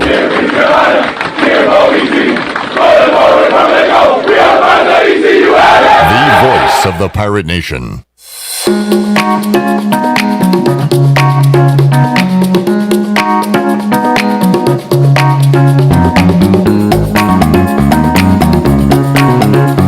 You're listening to Hour 2 of Pirate Radio Live. Now, back to the show. Well, welcome back for the latest breaking news, interesting stories, and awesome contests that can make you a winner. Be sure to follow Pirate Radio on our social media on Facebook and Instagram at PR927FM. If you want to follow us on Twitter, it's at FreePR927FM. Join the close to 50,000 followers today at PR927FM. Now let's head back into Pirate Radio Live. Here is your host, Clip Brock. Back with you on Pirate Radio Live here on a Tuesday as we wrap up hour number 2. We'll open up the Pirate Radio booty bag coming up in our final hour, and Troy D will be alongside here inside the Pirate Radio studios, talk Pirate football and more with Troy D in hour 3. So Shirley, you were going over your news items as we kicked off the show, and you had former walk-on and ECU wide receiver Jonathan Johnson has entered the transfer portal. Igo tweeted it out earlier.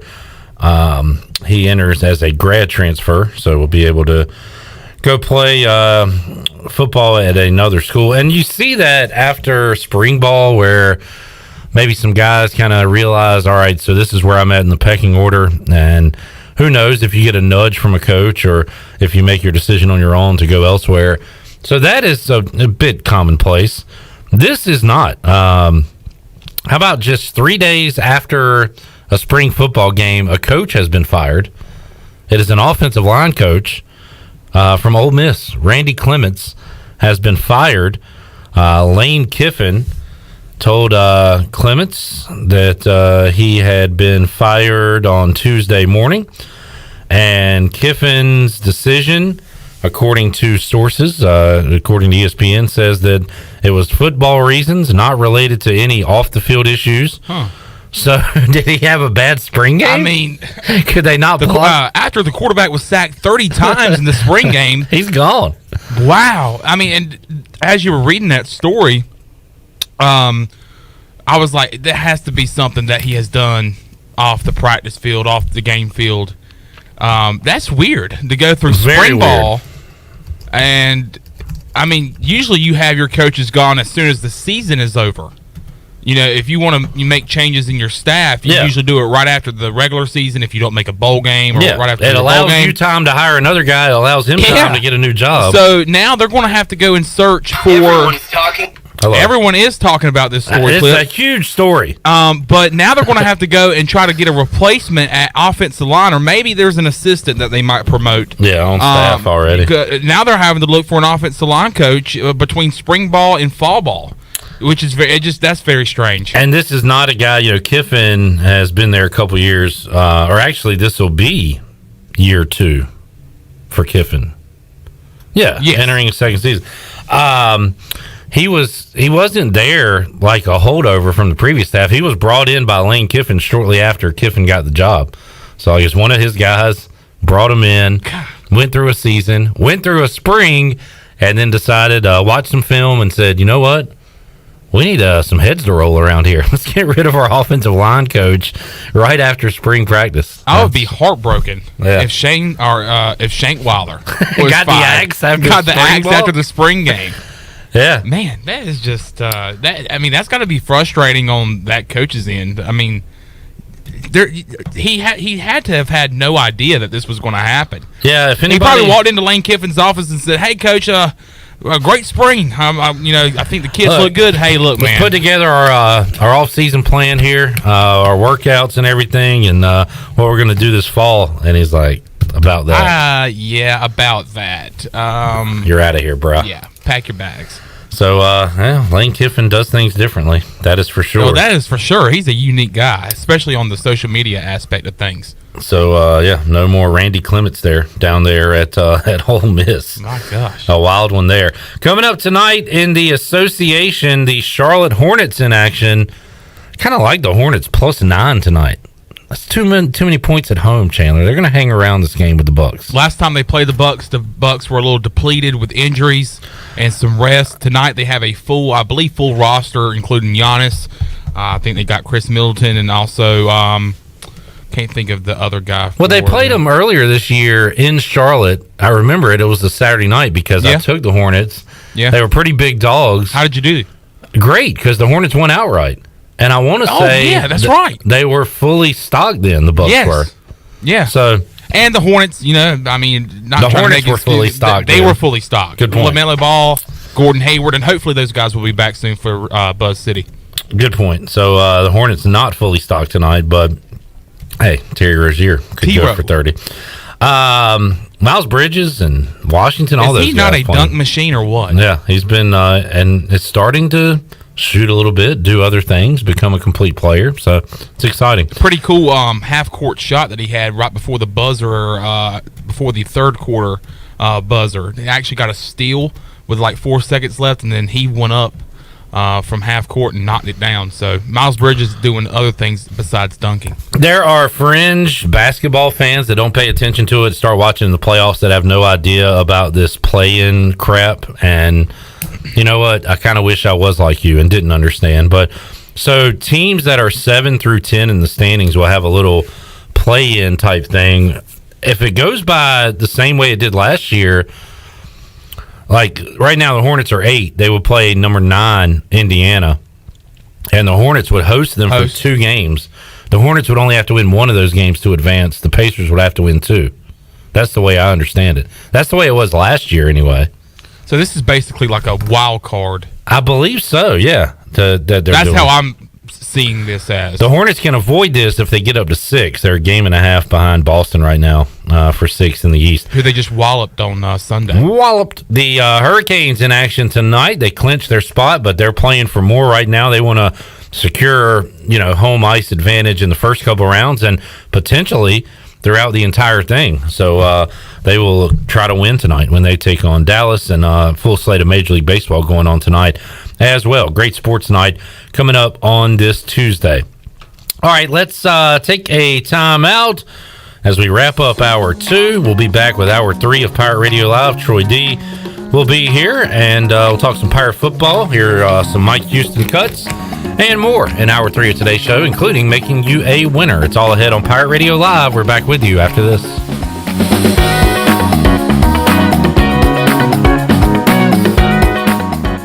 Hey, Pirate Nation, Big Ed Watkins here from Ed Watkins Marine. You use the internet to shop for clothes to cars, so why not use it to shop for boats? Get your best price now at Ed Watkins Marine. We are located in Lake Norman, but we will deliver anywhere in North Carolina, from offshore center consoles and bass boats to just cruising or fishing the lakes of the intercoastal waterways. We have something for everyone. Go online now at Ed Watkins Marine and see our selection. Stick with a pirate and shop Ed Watkins Marine for all your next boats.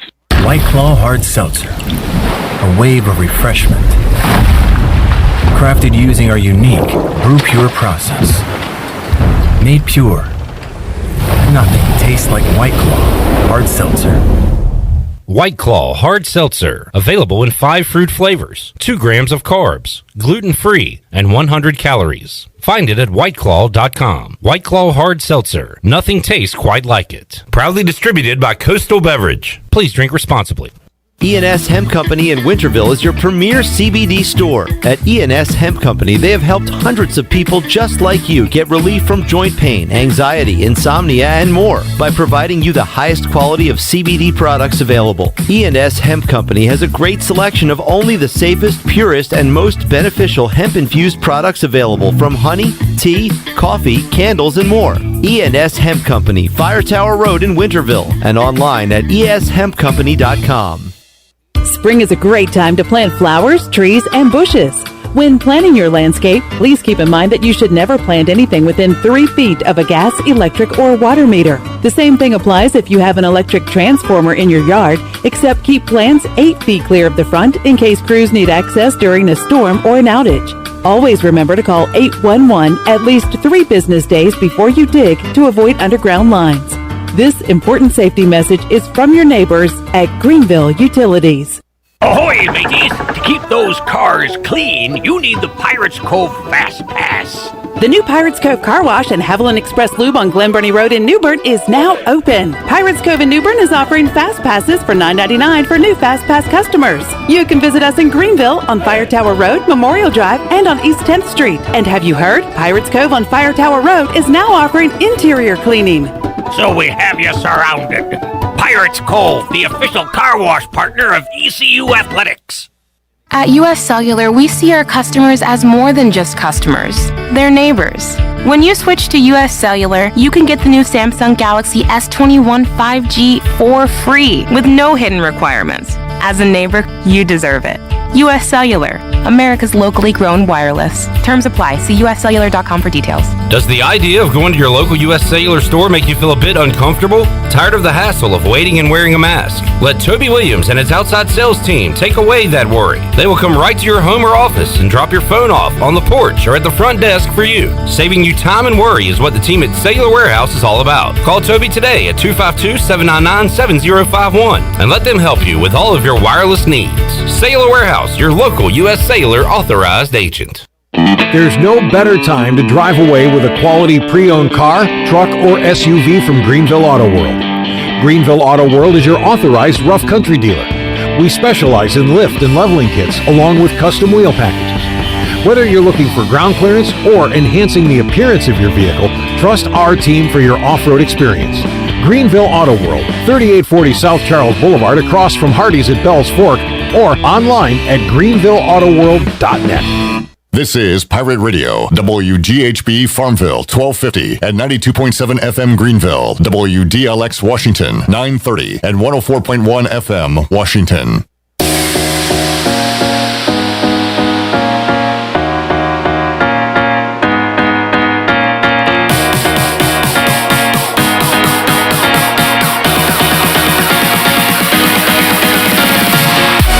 You're listening to Hour 3 of Pirate Radio Live. Now, back to the show. Welcome back. At Angel Oak, they continue to make customer service the number one priority. A local mortgage advisor is the key to your transaction success.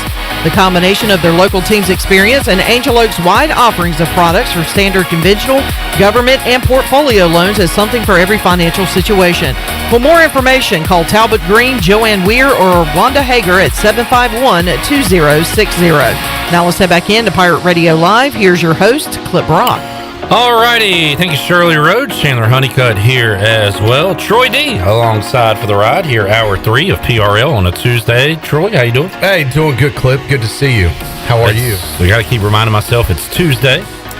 We have a routine here. Troy is on Mondays and Thursdays. I switched it up a little bit. Thanks to Igo for accommodating me. But a great guest as always. Always. And cooperative, which is what I like about Igo. Great to hear from Kevin Monroe earlier in the show today as part of our Bud Light ECU report brought to you by Bud Light, who reminds Pirate fans to always stay in the game, drink responsibly. Bud Light, the official beer of the ECU Pirates, proudly distributed by Carolina Eagle Distributing since 1989. And as I said to him, Troy, the spring football season is a bit of a tease. You get excited about football a little bit, and then they take it away from you and say we'll be back in the fall. But I'll ask you the same question I asked Kevin, because it's never too early for Troy D. A food question. You have a lot of food questions. What was the one last week? You never asked it to me. I had a good answer. Oh no, wait, maybe you did.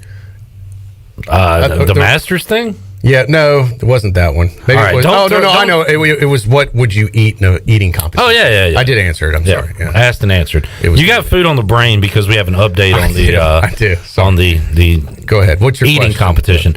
I don't know. Gut feel about 2021 ECU football coming off the spring. I think they're going to be improved. I think they're going to be better. I think the question is, how will that reflect in the record? And we'll talk about this in the Press Box podcast. It's going to hit if you're listening to our live edition, 6:00 tonight on the radio side of things on Pirate Radio. We'll also serve it up in our podcast platform coming up soon. If it's not already there, I haven't checked yet. But I think 6 wins is possible. But I was look, I'd love to see more than 6, but I think that's a fair bar. I think that's where the kind of bar is set at 6. If you look at the schedule and where we are and the teams we're going to be playing, I'm not saying it's guaranteed or it's going to be easy, but I do think that 6 wins in a bowl season is possible. 6-6 is kind of what I'd like to see. Let me just say this: if we got to 6-6, I would say, man, that's a big step in the right direction. Absolutely, we'd be excited about that. Yeah, certainly. Coming off the years we've been on. When's the last time this program has been to a bowl game or been bowl eligible? 2014. Yeah, not the Birmingham Bowl. Yeah, so not in this decade. Well, you have to go back. You have to go back to the days of Shane Carden and Justin Hardy. Yes. Now, granted, this decade is only a year or so old, but you know what I'm saying. Yeah. However you want to spin it, it hasn't been pretty. So that is for sure. Let's hear one thing you hear, Troy. You heard Queen Latifah talk about it a long time ago. UNITY spells unity. Mike Houston talked about team unity Saturday after the scrimmage, and here is what he had to say. Shirley, this is cut 3. You know, when we came in, that's what we said we wanted to create, because I think that is the key to success, is having unity, you know, caring for each other, you know, that camaraderie, that brotherhood, that is critical to winning teams, winning programs. And so we've worked very, very hard to try to create that, and the kids have just done a great job of, you know, just embracing that culture and really trying to cultivate that culture inside the locker room. There you go. You got to have that unity. Troy. Funny you mentioned that. I was just scrolling through the headlines, and I came across this at WITN, and it jumped out at me because it had Tony Collins in the headline. I was like, uh-oh. What has Tony done now? That was your first thought? That's terrible. I know. No, I was like, oh, what is Tony in trouble? You know, I haven't heard from him since Friday. A lot of things could have happened. We had a great... After he left that golf course. Yeah, we had a great round of golf Friday for the Riley's Army Golf Tournament fundraiser, which was a lot of them we'll talk about later. But this is a WITN. Tony Collins is literally making headlines right now. Mm-hmm. But then I was like, wait, this doesn't sound right. This doesn't sound like the Tony I know. Have you seen this story? No, what is it? Tell me. All right, this is a legit story that Tony Collins has been stripped of his volunteer position, which then I was like, well, Tony does volunteer for a lot of things.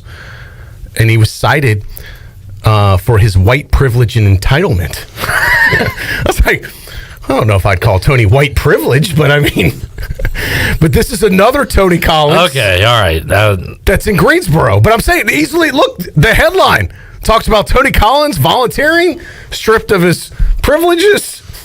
Dude, now, I do have a question. You said what we just talked about with team unity with ECU football. You said, that reminds me, how does this remind you I was just trying to segue into the story. Terrible segue. But this guy said the NC North Carolina, this official was refusing to address a woman as with a doctorate as doctor instead of, you know, probably Mrs. or whatever. That doesn't sound like white privilege. That just sounds like someone that's a dude that's kind of being an a-hole.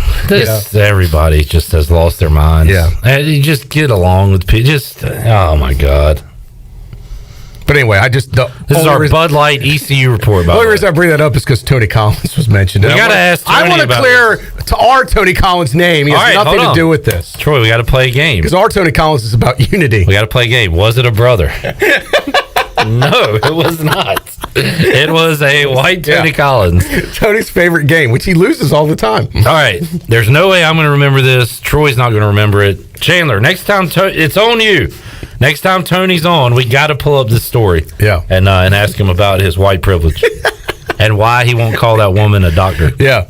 So anyway, there you go. Thank goodness this is not our Tony Collins. All right. As far as I can tell. So that one went off the tracks. Yeah. I think this should be a new segment where I play Mike Houston cuts, we talk sports, and then you say, Clip, that reminds me of this story that has nothing to do with football. Right, let's see what else I can Let's see what you got coming up next. I can pull another rabbit out of the hat. National Story Day. What about a story that is? Troy D. I'm going to call Xavier Smith the Troy D of ECU football. And that's not a bad thing. He's a good player. He's a linebacker, of course. Well, it's quite an honor, actually, to be probably the Troy D of something. Okay. He is the Troy D of Pirate football, and that is because he is very particular when it comes to his meals. Okay. He wants it a certain way. He was asked about Monday's victory dinner. Does it have to do with the way it's cooked? Yes. I'm big on temperature. Yes. Like, I like my pizza crispy, like that. I know. There's a pizza in the bag that says, well done, no garlic on the box. Oh, yeah. It's great when they do it like Troy is the only person that orders every food like a steak. Welcome to Jersey Mike's. I'll take a number 7 medium well. Yeah, Sir, we just put it on. I'm gonna get cookies and cream ice cream, medium rare. Slightly defrosted. Throw it in the microwave for 7 seconds so it melts a little bit. No, I just don't like undercooked food. Hey, that's not a bad policy. No. Xavier Smith was asked about his plans for Monday's victory dinner. The question was, is he concerned about being served by any of his teammates? But here was his answer. Cut 4, Shirley. I'm not concerned about anybody, but I think the linebackers, Miles, Bruce, Tez, I think I'm going to pick them to serve me my little steak medium well, Gatorade, 3 ice cubes, nothing less, on the rocks. Pull out my chair, pick up my plates. So I'm really excited about that. I know that's going to be fun, another competition all in itself. So I'm excited about that. The full service Troy D, wow. 3 ice cubes. That is very specific. I like it. Very particular. That's even more than me, I will say. Are you going to use that moving forward? I like that. Yeah. The liquid to ice combo is a factor often with iced tea because if you water often some places now, here comes my iced tea privilege coming out. Because I am an iced tea snob. As you know, I drink a lot of iced tea. Unsweet tea, by the way. Mm-hmm. Some places don't they just keep putting in the tea and they don't put enough ice. You got to have the right, it's called iced tea, not hot tea. And if they don't put the ice with it, it ends up refilling just hot tea. You do have to have the right ice to tea mixture. So in that case, I understand what he's saying. Yes. You don't want, in his case, he doesn't want too much ice. In my case, I need more ice. Twice the ice, some would say. So yeah, a little particular. Yeah. Impact, make an impact. Makes sense. Xavier Smith, Troy D. Great comparison. I kind of like this guy. This is my type of guy. Reminds me of a story of me. So there you go. Some cuts there from the scrimmage on Saturday. What's this meal, by the way? That was last night. In fact, there were... I saw some pictures of it from ECU football where they showed the purple team serving the gold team. Yeah, but they were serving. I don't think they really had to do the cooking, though. They were serving. Yeah, they had someone else prepare. I'm sure they had food professionals prepare the food. Right. My guess is if this was on campus, Airmark or somebody that was involved. would add a lot of salt. But there's Tyler Snead like behind the line serving, putting like a cafeteria lady. Okay, yeah, and he does kind of. Instead of the hairnet, he has the mask. He looks like a middle school student in line. Is he old enough to play football? He better be, because they're damn sure throwing him out there. It's about the most consistent guy we have on offense right now. So yeah, there you go. All right, let's get our first break of the hour, and we'll come back. We'll have more off-the-wall stories. We'll have more ECU football talk. I have an update for you. When I was last here, we interviewed the founder of MLE, Major League Eating, one of my favorite people. They did Sunday the first ever world championship of popcorn eating. I'll have the results for you. Wait till you hear who won and how much popcorn was consumed. There was also a hard-boiled egg eating competition. And the soda, too, And the soda championship. I'll tell you about that clip coming up in a little bit. All right, sounds good. All that and more on the way on Pirate Radio Live. We're back after this.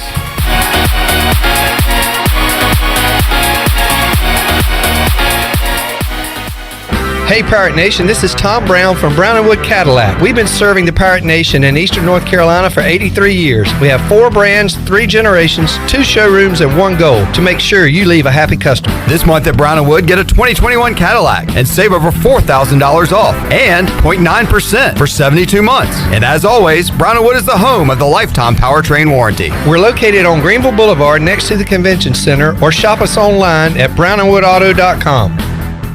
The Pirate Radio Podcast. He's the one and only Nicky Ellerby, who is my father. How did you fall in love with East Carolina football? I first made some visits to East Carolina back during the 50s. I think it was 1956. I went to a game, homecoming. I was really taken in by homecoming. Everything, it wasn't so much about the football game. It was all social.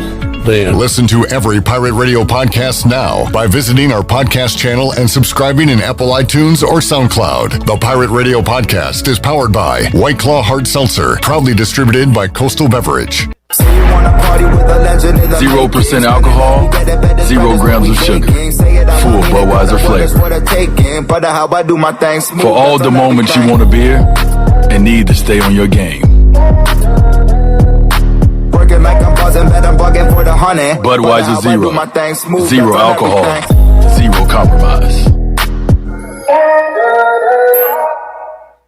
Ahoy, mateys! To keep those cars clean, you need the Pirates Cove Fast Pass. The new Pirates Cove Car Wash and Haviland Express Lube on Glen Burnie Road in New Bern is now open. Pirates Cove in New Bern is offering Fast Passes for $9.99 for new Fast Pass customers. You can visit us in Greenville on Fire Tower Road, Memorial Drive, and on East 10th Street. And have you heard? Pirates Cove on Fire Tower Road is now offering interior cleaning.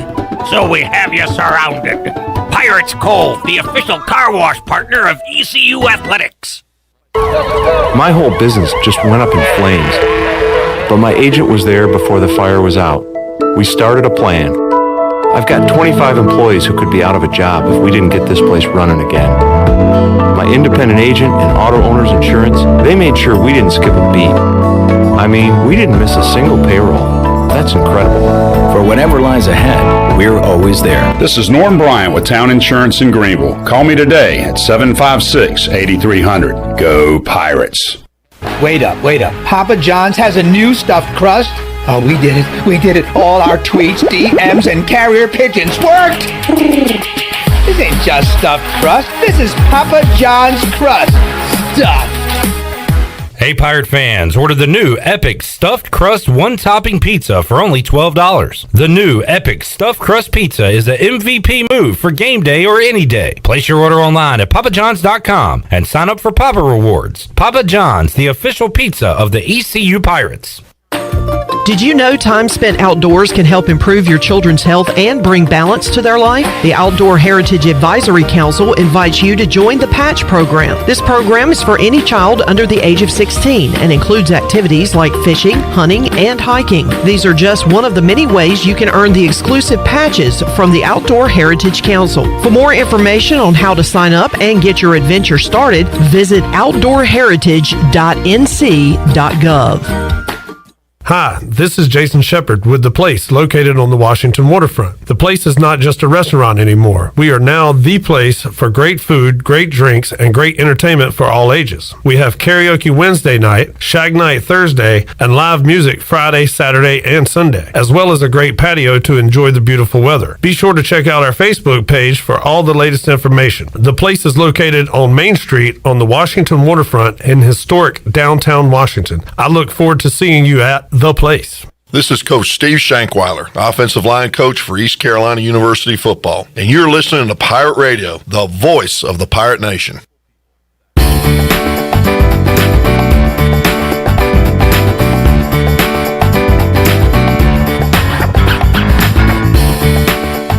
You're listening to Hour 3 of Pirate Radio Live. Now, back to the show. Welcome back. Quality Equipment is your full-service John Deere dealer with 28 locations to serve you. Quality Equipment is open in Winterville, next to Sam's Club, or you can visit online at qualityequip.com to find the location near you.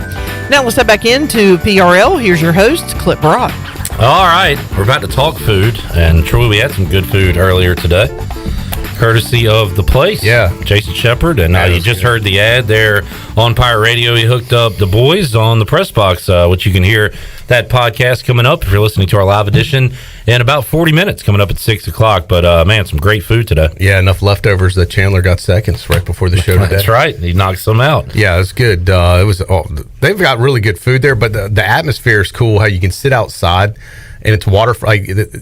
It goes on Main Street, but then they've got a back entrance too, and a covered patio, and you can see the water there. I love downtown Washington; it's really pretty. Mm-hmm. I always wondered and I always heard a rumor.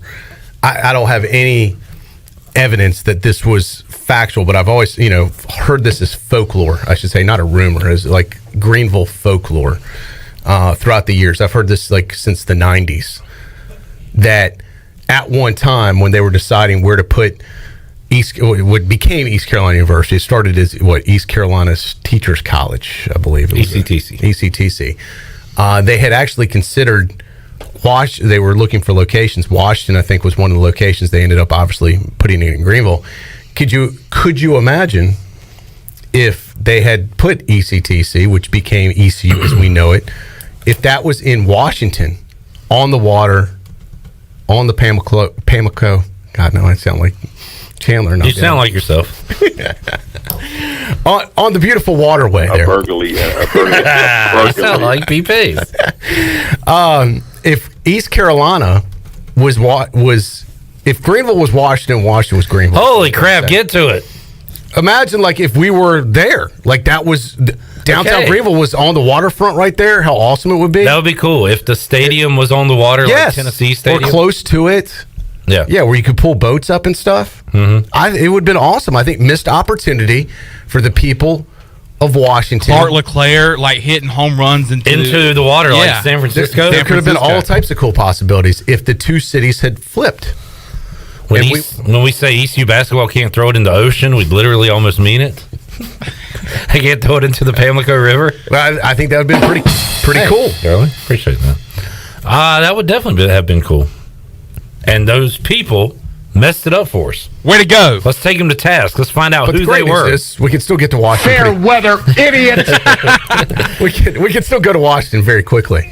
And now, Troy. There might be some people in Washington that are glad. They're like, we don't want that in our city. Perry Owens could have been our coach, the Washington Pan-Pack coach, and we could be putting some ranch on it. Some ranch on it. And no, Perry. Put some ranch on it. He might like to go to the place and actually eat and put some ranch on it. Put some ranch on it. Chandler, that was I was going to let him do the talking. Well, he did. Let's redo that. He was where he could actually go to the place, eat, and put some ranch on it. There you go. Ranch on it.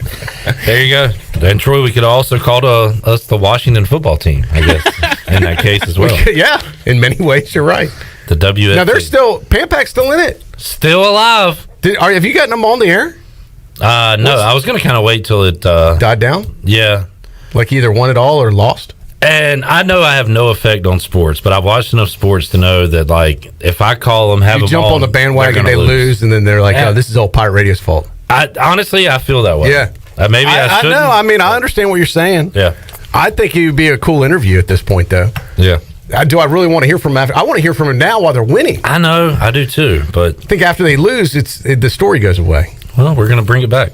Redbeard says that is true. Troy Dreyfus, Greenville, Washington, Goldsboro, and Rocky Mount were finalists. There's a book about it, ECU's history. Okay. Well, Greenville, Washington, Goldsboro, Rocky Mount. I would say Greenville's definitely number 2 on that list. The more you go inland, the more you kind of lose the pirate lore. Correct. I think. So right. We're in a good spot for it on the tar. Yeah, I just wish the tar was wider here, maybe. Yeah. It's not like a creek. It's not like the Noose in New Bern, where it's legit waterway. Yeah, what they have in Washington, it's just it is water, and it is a natural resource, but it's not exactly glamorous. It is not. That is correct. Yeah. Troy, let's get an update on what we talked about last week, where we had Rich Shea on from Major League Eating, big event over the weekend, and Joey Chestnut. I mean, you say it every time. He's the MJ. He's the Tiger Woods of his sport. How did he fare in the popcorn eating challenge? This coming from our friends at the Las Vegas Review-Journal clip who were there covering this big event. They say it was a gluttonous and romantic Sunday afternoon on the Bear Park patio, culminating with Las Vegas resident Matt Stoney. What? Upsetting the world champion Joey Chestnut as he was crowned the world popcorn eating champion. 2 other competitive eaters got engaged during this event. Hey, we're in Vegas, right? So yeah, good place. Stoney consumed 2. I believe he may be ranked number 2 or 3 in the world. So I mean, he's no lightweight. I mean, he's legit. Stoney consumed more than. We asked him how they were going to do it, and they were going to measure it, in boxes, basically. So he consumed. Okay, so the box is 24 ounces of popcorn. So think you go to the store. Like, that's a pretty big size box of popcorn, 24 ounces. Mm-hmm. That's like a legit size. How many could you eat? I mean, this is one of those things where, like, am I for a prize? Like, how much would I eat? I mean, I could eat quite a bit if I'm going for something. Yeah, but could you eat 28 of them? Hell no. 28 24-ounce boxes in 8 minutes, I'm sorry. 8 minutes. That's the thing too. That's incredible. I know Shirley talked about it with her eating. Like she can eat a lot, but like the time factor. I know it's not the volume. It's the volume and speed combined, which makes these guys just absolute world class athletes. Like think about an NFL Sunday when it's like raining outside, so you're in all day and you're kind of grazing and watching football all day, or like Thanksgiving. Yeah, like over that one day, that 8-hour stretch, you can eat a lot of food. All right, you can knock out a couple bags of Utz pretzels. Or, you maybe consumed more pizza than you had hoped. Now that's 8 hours. 8 minutes is a different stratosphere. Yeah. So Matt Stoney, by the way, has won a hot dog contest. In fact, Troy, he dethroned 8-time defending champion Joey Chestnut. So the question, who is the only guy to win a hot dog eating contest this era other than Joey Chestnut is Matt Stoney. Yeah. That's his challenger. Right. So he holds a lot of world records. They did a hard-boiled egg eating competition. I actually, on a related story, I actually ate a hard-boiled egg for breakfast this morning. Mm-hmm. So I had one, and I was like, good. That's a good example of a story relating to another story. That was well done. They had 3 minutes. 3 minutes. To eat. No, they had 50 hard-boiled eggs. How quickly could they eat them? He ate them in 3 minutes and 4 seconds. 50 hard-boiled eggs. How long would you say your breakfast egg lasted? I probably 3 had minutes? the hard-boiled egg. I think it took me, I would say, about 15 to 20 seconds to get the shell off. To crack it so to get the shell off. Mm-hmm. And then I consumed it probably in about, less than a minute or so. You could have gone faster if you had chosen I had to, yeah. But why rush? That was just one. That is pretty 50 insane. hard-boiled eggs. Could you imagine eating those? You were you're just sucking them down at that point. Are you even chewing? You're just like throwing them down your gullet. That's unbelievable.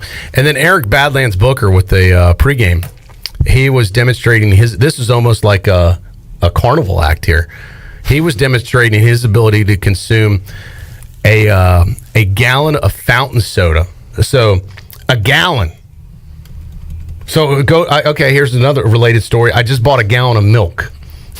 I did too. Just yesterday. A gallon of milk will last our household, if a while. It could last, if they're only using it for cereal and stuff, it could last maybe a week, perhaps, because we don't just drink milk crazy.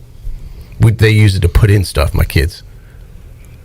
So, but a gallon of milk's a lot, Clip. How about a gallon of soda? How quick could you drink that? Not very quick because soda is so thick. Oh, yeah. And it has a lot of I would belch. I would bubbles and acid in, or yeah. So he drank it in under a minute. Like water, you can chug easy. I'd say any liquid in under a minute is amazing. Yeah, but to chug a gallon, I mean, and what is how close is a 2 liter to a gallon? I'd say that's close, maybe a little bit more. I don't know the exact. Yeah, but roughly probably about the same. A gallon of fountain soda. The amount of gas, though, the amount of burps I would have after that. I mean, I drink I'll be honest. I had a can of Diet Pepsi on a related story before on the way over here. Unbelievable.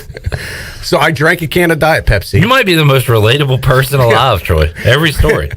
And I had like 2 burps after that because it doesn't upset my stomach, but it does put a lot of, I don't know, whatever that stuff is that you're drinking. You were criticizing me as an amateur eater last week when I had a few peanuts and came back on the air a little, gassy. Yeah. You said you'll never make it in the pros. Really hurt my feelings. Or maybe that's the key to being a pro. You got to get that out quickly. I don't know. And you got to make sure it's just air. But these guys, they do incredible. something. So rarely, oftentimes we'll tell you about an event, but we may not tell you what happened. I wanted to circle back with you, Clip, and tell you how it finished. It's funny, like you see a guy make a free throw or a jump shot, you're like, yeah, I could do that one time. See a guy catch a touchdown, you're like, yeah, I could do that. I couldn't do any of this stuff. I think, but this is so relatable because everybody eats. Everybody eats, but not like this. I don't know a single person listening to us right now that doesn't eat. Everybody eats. So on the surface, you would think this is easy. You eat, I eat, we eat. No. Everybody eats. Not easy. But can you do it at this level? Of course you can't. No. That is what makes it amazing. Wow. All right. And that is why they were world champions. That they are. So everybody could do it. Stoney, does it say anything about the odds in that story, Troy? Because I would imagine he would have been I did have another story that had the odds. He would have been the underdog, I would assume. I would have assumed. Since Chestnut is the guy everybody's chasing. I wonder how much you could have won. Popcorn eating world champion odds preview. Would you like this? Was Just to see what the numbers were on Stoney heading into the competition. This was. I'm imagining he's plus money here.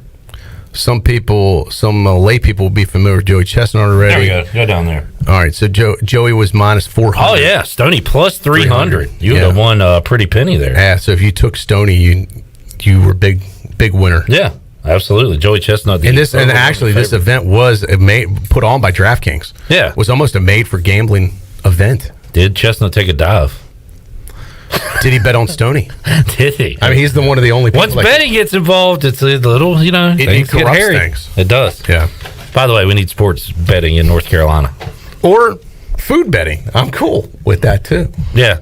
So this is not a sport per se. This is like an entertainment bet. But they have odds for everything. Right, like who'd win the Oscars. The other night. I would put it in that category. Presidential race, they have odds for it. I would put it in an entertainment type betting more than sports. Yeah. All right, let's get our second break in. As we do, let's make somebody a winner right now on the Fixed NC Live line. Booty, booty, booty, booty, booty everywhere. Booty, booty, booty, booty, booty everywhere. 317-1250. Shirley, what are we looking at today as our prize? A $40 gift card courtesy of Familia. Yeah, I said that kind of weird. A big one today. How much Familia food can you eat for $40 in 4 minutes? Have your own little contest. I could eat 2 of the slices and half a Caesar salad. I could eat a build your own pasta and 1 slice of pizza in 4 minutes. I did get, here's a pro tip. Got the chicken marsala last week on a related story clip from Familia, and it was delicious. Sounds like a chicken marsala. I believe it was and it was a great deal. It was only like $13 or so, and it was a great dish. The chicken was excellent. The marsala mushroom sauce that they had on it came with a side of excellent mashed potatoes and a salad, all for that low price. That can be yours. And I went through the drive-through. Didn't even have to get out of the car. Clip. They make it easy for you. Oh, I love Familia. What caller, Shirley? 12. Caller 12, 317-1250. You can be a winner. Troy. On a related story, I was on my phone on the way over here. Unbelievable. We'll take a time out. We'll come back after this. This Saturday, come shop for local crafts at the Slice Market on Fire Tower Road next to Sam Jones Barbecue. The Slice Market will be open this Saturday from 11 a.m. to 3 p.m. and will feature local vendors with handmade, homemade goods made right here from Eastern North Carolina. The Slice Market will also have food trucks on site. Shop and support your local craft vendors this Saturday from 11 a.m. to 3 p.m. at the Slice Market on Fire Tower Road next to Sam Jones Barbecue. For more information or to become a vendor, search the Slice Market on Facebook. A car wash experience like no other is here at the new Tommy's Express. You'll enjoy a gentle belt conveyor ride through our bright, inviting wash as luscious foams and soft cloths treat your car like new. After a final rinse, wax, and blow dry for a beautiful spot-free shine in just about 3 minutes, help yourself to our free vacuums and mat washers. We're Tommy's Express. Tommy's Express Wash, now open on the corner of Greenville Boulevard and Red Banks Road in Greenville. Here with Melissa from ENS Hemp Company. Melissa, tell us how your products and services can help people. Well, for over 2.5 years, the team at ENS Hemp Company has been helping educate our community on the many benefits of our products. Our customers have seen great success dealing with everything from stress, anxiety, fatigue, pain, and PTSD, just to name a few. You can come in today and our staff can help you find the best products for your needs. You can visit us at Fire Tower Road near Sam Jones Barbecue or enshempcompany.com. At U.S. Cellular, we see our customers as more than just customers. They're neighbors. When you switch to U.S. Cellular, you can get the new Samsung Galaxy S21 5G for free with no hidden requirements. As a neighbor, you deserve it.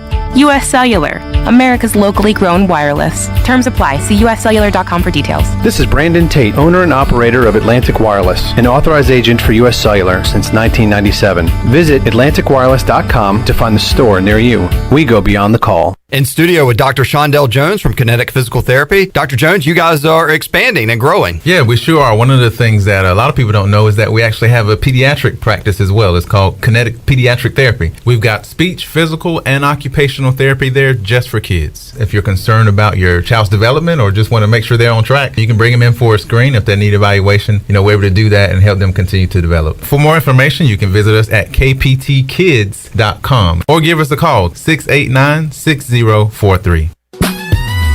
The Farmville Flower Basket has everything you need to make this Mother's Day one to remember. With brands like Simply Southern, Southern Couture, Bella Cotton, Lily Grace, Brewmate, and Scout Bags, you're sure to find a gift that is as unique and special as Mom. They also have a wide variety of fresh flower arrangements available for delivery for most of Pitt County. Everything you need to make this Mother's Day a great one is at Farmville Flower Basket. Give them a call today at 753-4217 or stop by their shop on Main Street in Farmville.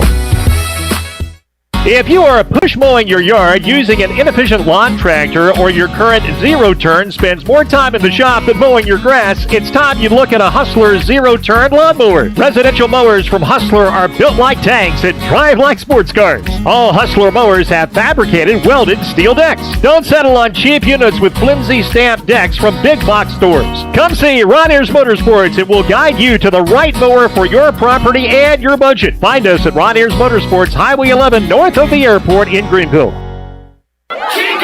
Chico's Mexican Restaurant is the home of the best margaritas. Grab your amigos and head to Chico's every Tuesday for the Gulp of Mexico, a huge 46-ounce lime margarita for only $6.99. On Thursdays, relax and enjoy half-price pitchers of Chico's house margaritas. Choose from lime, strawberry, blood orange, raspberry, or peach. For Mexican food and fun, it's got to be Chico's in downtown Greenville, and now available through DoorDash, featuring a half-gallon of the famous margarita mix to go for only $9.99. Chico's, where the fiesta never ends. This is ECU assistant football coach Roy Tesh, and you're listening to Pirate Radio, the voice of the Pirate Nation.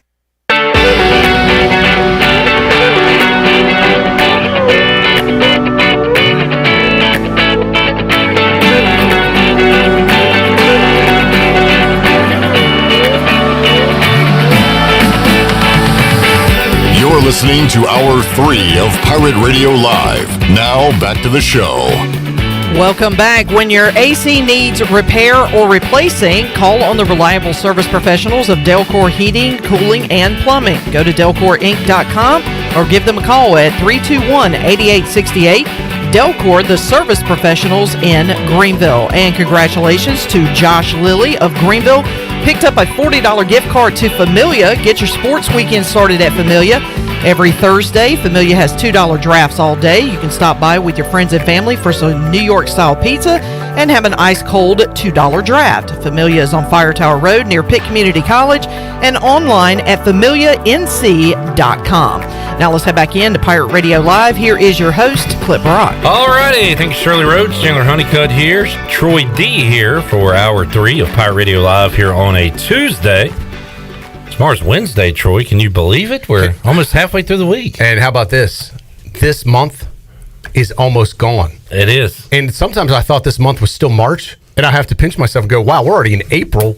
And now April's over, and by the time we do this show next week, it's going to be May, Clip. April showers bring May flowers. What? They do. It's a scientific fact. All right, Dr. Seuss. On a related note, I have nothing to add to that. Whoa! Finally. That's all I wanted. That's funny. An unrelatable Troy D story. Wow. I just can't believe how fast this year's going, considering how long last year was. Yeah, it was. This year's flying by. A struggle to get through, for sure. But we did it. All right. Got a couple of viewer... what do you want to hit first? Yeah, we got a lot of listeners weighing in. I'll go Brandon Manning first. He hit me on the private line. He was listening to the MLE, Major League Eating wrap-up from Sunday that we talked about. We talked about Badlands Booker is chugging a gallon of soft drink in under a minute. And I said, wow, just chugging anything like that would be tough. Could you imagine trying to do milk? He said a gallon of milk can't be done. This according to Brandon Manning, a P1 Pirate Radio listener. Young Life, which is a organization, used to do a gallon challenge. One milk in an hour can't be done by 95% of people, he says. I've only seen one person do it, and it was an ECU offensive lineman, Brian Rimpf. Oh, wow. The average person will get sick. Well, then it can be done. His first line was, it can't be done, yet it's been done. He's saying by mere mortals. By most people, it can't be done. Chugging milk sounds disgusting. There's videos if you like seeing people puke out there. Chugging milk, and then there's like a cinnamon thing that most people can't do. Yeah. That makes you sick. Yeah. Chugging like some cinnamon, most people can't handle. Oh, the cinnamon challenge. Yeah, that was and they put it on a moronic on one. a spoon, and it was like a spoonful of cinnamon. Most people can't do. Yeah, but all right. Thank you, Brandon, for weighing in on that. He also sent me a picture a couple weeks ago of this is a throwback for our regular listeners, a guy standing at a urinal with his pants at his ankles. Yes, he did. I saw those that. of you that remember that story. Well, let's segue into Steve's question. But this is a throwback to Steve. Steve playing the at-home game. For those of you that really, for P1 listeners only, Steve says, sink, urinal, toilet. I am going with CPWs. All right. Survey says... Steve is saying tiebreakers. Although it could be multiple. Yeah, places. I will say you could make a claim that there's a setup at CPWs like that. Although you'd have to say truly it is sink, urinal, toilet. At where? CPWs. Oh, okay. They have two sinks. Tiebreakers is truly a sink, urinal, toilet. There you go. Yeah. Well done, Steve, and so close, Troy. Yeah. Thanks for playing along, Steve. That was fun. This is the weirdest game we've ever invented here. It's kind of fun. Yeah. I'm not going to lie. Really makes you think. All right. You want to go to John Moody's question? Yeah, John Moody was weighing in with something, yes. Because I have a question. You want me to read it? Yeah. Well, I guess he had a kind of a question for you, but I would like to chime question. in. Yeah. Let's go ahead and read it. All right. Troy's a big fist pump guy. True. Fist bump guy. Yeah. Not fist pump. Well, it depends. I will give a fist pump, and sometimes high fist pump action, sometimes low. Tiger. Yeah. So when someone fist bump is what he's saying. Bump, yes. Yeah. When someone approaches him with a hand out to shake and they are committed to the handshake, does he give in and just go handshake, or calls the person out to fist bump? This is by John Moody. Yes. Great question, John Moody. Great question. I'm going to answer it honestly, but before I do, I'll get your take. What do you think I do? First, I'll say what I do. All right. And then we'll get to you, because this happens mostly every Wednesday. Sports trivia. Malcolm Gray, ECU Media Relations, handshake guy. He comes up with a hand pretty far away. He goes ahead and puts the hand out in handshake form. I immediately, when I see him, put a fist up. Right. So you got hand versus fist right away. Now, who wins? We are so far away from each other that we're both committed at this point. So does he grab your fist and shake it? I keep the fist up. He goes with the fist bump. Oh, he does. Okay, so you force him to change. Earlier today, there was a guy in the Pirate Radio studios, Jason, who brought the food from the place. He's already come into the room, and by the time I turn around, hands already out. My hands are by my side. He's already got me beat. It's kind of like a draw, like old fashioned draw. So I didn't. At that point, you've turned into fist bump guy. Then have you always been fist bump guy, or is this a kind of a newer development? I would say a newer development. Yeah. So this is kind of an effect of the COVID times we live in now. But today his hand was up, mine were down, so I went with the handshake. It was too late at that point for me to bump his fingers. All right. So Troy, the question is, what do you do? Right. I'm going to say you hold out. You keep the fist up. I say you never go with the handshake. Chandler, what do you think? I think so too, because there's been many a times that I have reached out to handshake with you, and there is no changing. Like you even say, fist bump. Man. Now it could depend on the person, But Troy. You're a like, bit of an elitist, so maybe Chandler. If it's Dr. Philip Rogers coming in here, correct. You might treat people differently with your shake and bumps. Hadn't really thought about that. Shake and bumps. So, Shirley, you want to weigh in on this one? You know me pretty well. I don't care. No, you do fist bump. You always done fist I'm going to bump. say you stick with the bump, but I'm thinking if it is somebody of a higher stature. I'm going to say that this is how it goes down. 95% of the time, if not more, I commit to the fist bump and I stick with the fist bump. There are occasions where, and now this is a real world situation that happened maybe a week or two ago. Relatable story. That was in this situation. Now, if I'm eating, like we're at a restaurant, I'm definitely staying committed to fist bump because I don't want to touch your hand before I eat. I don't know where your hand's been. I don't know who you've touched. I don't know what you've touched. I don't need your germs on my hand, especially before I eat using my hands. I've already washed my hands. I've got clean hands. I'm going to commit to keeping my hands clean, especially before and during eating. Okay? Yeah. That's a big hot point with me. I go with the fork ding at that point. I put my fork up, you ding yours against mine. No, don't touch my fork. I don't want anyone touching my fork. All right, no fork. But I will give someone a fist bump if I'm eating, but don't shake my hand. There are times when I'm not eating, and it's not.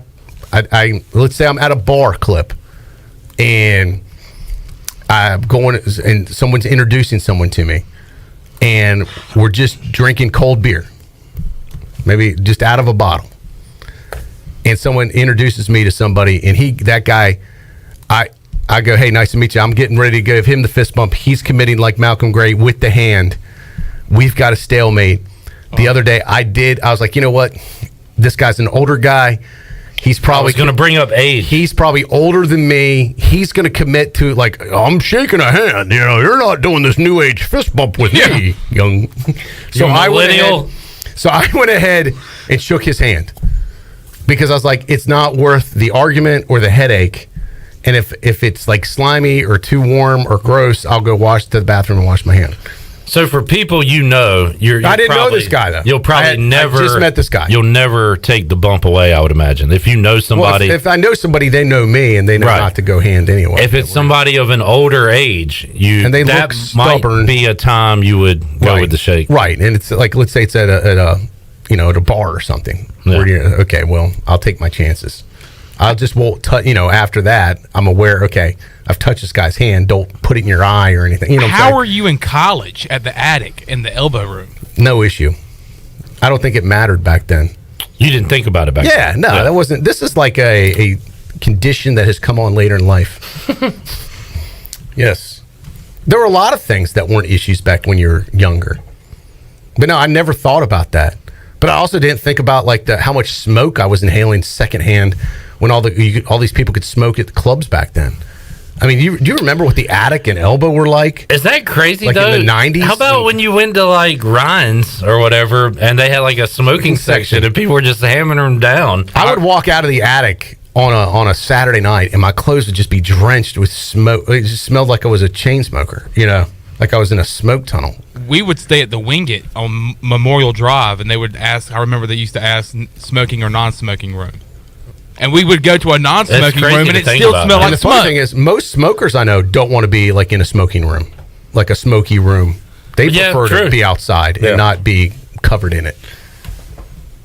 Man, but crazy times. Yeah, but when I worked at my first Trade Mart, we smoked behind the cash register. We had an ashtray back there. Wow. Yeah, the Trade Mart. Troy, do you ever like retain anything I tell you? I actually did not know that. Okay, well, I've definitely told Troy. I do, now that you mention Trade 54 in Winterville. I do remember a long time now ago. that you mention it. Yeah. But I was in high school. Yeah, I don't remember being a fist bump guy in college. I don't remember that being an issue. I think it was like post college, because I've gotten older. That kind of answered my question of has this always been? And I remember the guy that I remember a guy that used to fist bump all the time. I'm like, that's kind of a neat idea. Like, then you're not touching people's hands. This was long before a pandemic. See, me and you are on the different sides of the spectrum because I'm a high five guy. I'm a big high five guy. Yeah. I'm a high five guy at games. I do have a question, Troy. You've been in sales for how long now? You don't have to say. Long time. Sometimes to begin a deal, certainly to close a deal, you got to have the shake. Has that ever affected a deal? Depends on the size of the deal. If it's a big enough deal, we're shaking hands, buddy. Bring it in. Bring it on. This handshake is for sale, Clip. Just curious, Yeah, because you can always wash your hands afterwards. That's a part of a that happened interaction. last year. We were in the midst of a pandemic. We closed a deal. The guy wanted to shake hands. I was like, look, he's doing an annual. We're shaking hands. Yeah. Yeah. You've earned the right. You've earned the right to shake this hand. Yeah, that's what he wants to do. That's what we're going to do. Do you know how privileged you are right now to be shaking Troy Dreyfus' hand? Yeah. Thank you for the contract. There you go. If you want to shake hands and not fist bump, then I will oblige. So it does depend on the situation, I guess. Great question, John Moody. Yeah, John. And it's not an easy answer, John. There's not a one-size-fits-all. That is true. It depends on the situation, but 95% of the time, I'm going to stick with the fist bump. This is not a black and white issue. This is very gray. There's a variant of 5% where I do have an option to go with the handshake. All right. Glad we got that taken care of. Another relatable topic. There it is. For and think about it. Everybody shakes hands or fist bumps nowadays. You greet people. That's something everybody does at some point. Mm-hmm. The Japanese might have it figured out, Clip. They just kind of, they bow to each other. Yeah. You know? They may be ahead of the curve on this. When you see someone, say you're passing maybe at a game or something, and there's people in front, like, you know, you can't get to that person, and you don't even really want to, but you recognize them like, do you head nod or do you wave? I give a head up. What's up? Yeah, I think I do too. A More of a head up, like, hey, bud, good to see you. Yeah. What's up? Yeah, if I know the guy, I'm more likely to go up. If I don't, but I kind of recognize him, we'll kind of go down, maybe. I'm trying to think of what I do. Or Yeah. I kind of do Often something. when I'm walking in the neighborhood, people are friendly. They'll wave. Yeah. I can't tell anyone who's anyone in their car, so I'll give them the 2-finger like wave. Like good to that way I'm not like Steve Logan that wouldn't look at people or recognize anybody. You know, so I'll give them the 2-finger wave at that point. That has been one of the most awkward things about the masks is being in the grocery store and trying to figure out if that's the person that you think it is. I have confused people for other people with a mask, and then I've seen people that I know very well did not know who they were with a mask, and then I can't understand what people are saying with a mask because I realize how much I read lips when people talk. Like that's a real separate from your voice being muffled. How much you look at someone's mouth while they're talking. Right. Oh yeah. It's been very difficult to communicate. Read lips while I talk. I realized that through this pandemic that it's like part of listening almost. Yeah. Josh shook a customer's hand today to close the deal. There you go, Josh. Congrats. Way to go. All right, let's take a break. We'll come back. We'll wrap up Pirate Radio Live here on a Tuesday. A lot of important life issues here. Yeah, that's what we talk about. Thanks, John Moody, for starting that conversation. Heck yeah. Great starter. We'll be back after this.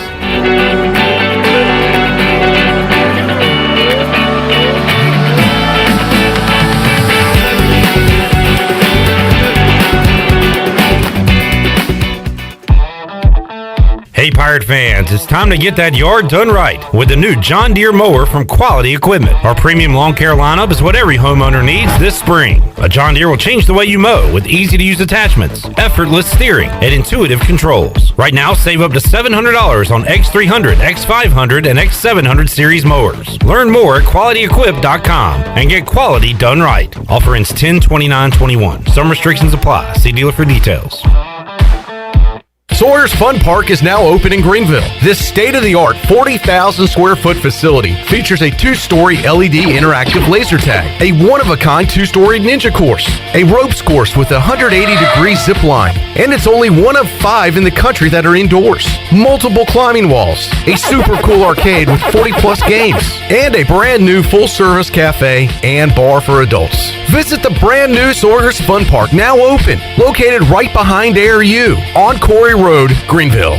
How much does the word reliable mean? Sure, all businesses describe themselves as reliable, and we certainly wouldn't expect any business to be unreliable, but when you take a word like reliable and make it your way of life, the entire core of your business, it tends to mean a little more. And it's something you have to show people, not tell them. At Delcor, we show it by being there the same day you call. We show it by simply doing outstanding work with exceptional products, a family-oriented work ethic, and genuine caring for all of our neighbors throughout Eastern NC, because in a time of need, we know the first and the only thing you need is someone you can count on. That's why we only use equipment you can count on too, like a train comfort system. It's hard to stop a train. Delcor can have a new train comfort system installed in no time, or we can provide an AC tune-up to make sure your system is performing well. So will your system keep you cool all summer? Find out. Call us. We're Delcor, the service professionals. Reliable for over 4 decades. Visit DelcorInc.com today.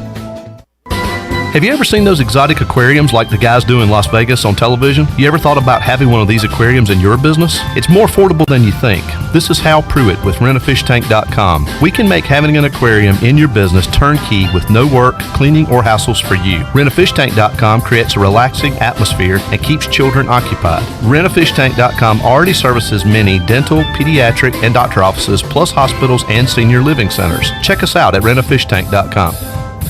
Cinco de Mayo! Celebrate Cinco de Mayo this Saturday in Winterville at the Naughty Dog Brewing Company. Naughty Dog is releasing 3 beers on Saturday. We'll have 2 food trucks on site throughout the day, a piñata for the kids, and gift card giveaways all day long. The doors open at noon, and there's plenty of indoor and outdoor seating for everyone. Celebrate Cinco de Mayo this Saturday at Naughty Dog Brewing Company on Main Street in downtown Winterville, and be sure to follow Naughty Dog on Facebook and Instagram for more fun. University PC Care has been the Pirate Nation's go-to IT expert since 2006. Your office deserves a proactive tech support approach instead of always reacting to issues after the damage is done. You need BizCare. BizCare tech support and cybersecurity plans keep you ahead of potential issues and much safer from cyber threats like ransomware. What's at your office? Call William today to schedule your free BizCare consultation or learn more at universitypccare.com. At Tiebreakers, we pride ourselves on serving big, juicy wings. I'm talking big and juicy. Our chickens are the same ones that kick sand in the other chickens' faces. If our chickens played football, they'd be linebackers. The competition's chickens, they'd be skinny little kickers. Trade those kickers in for linebackers. Tiebreakers is open every day at 11 a.m. Follow Tiebreakers on Facebook and Instagram for daily updates. This is Tim Doust, ECU Football Special Teams Coordinator, and you're listening to Pirate Radio, the voice of Pirate Nation.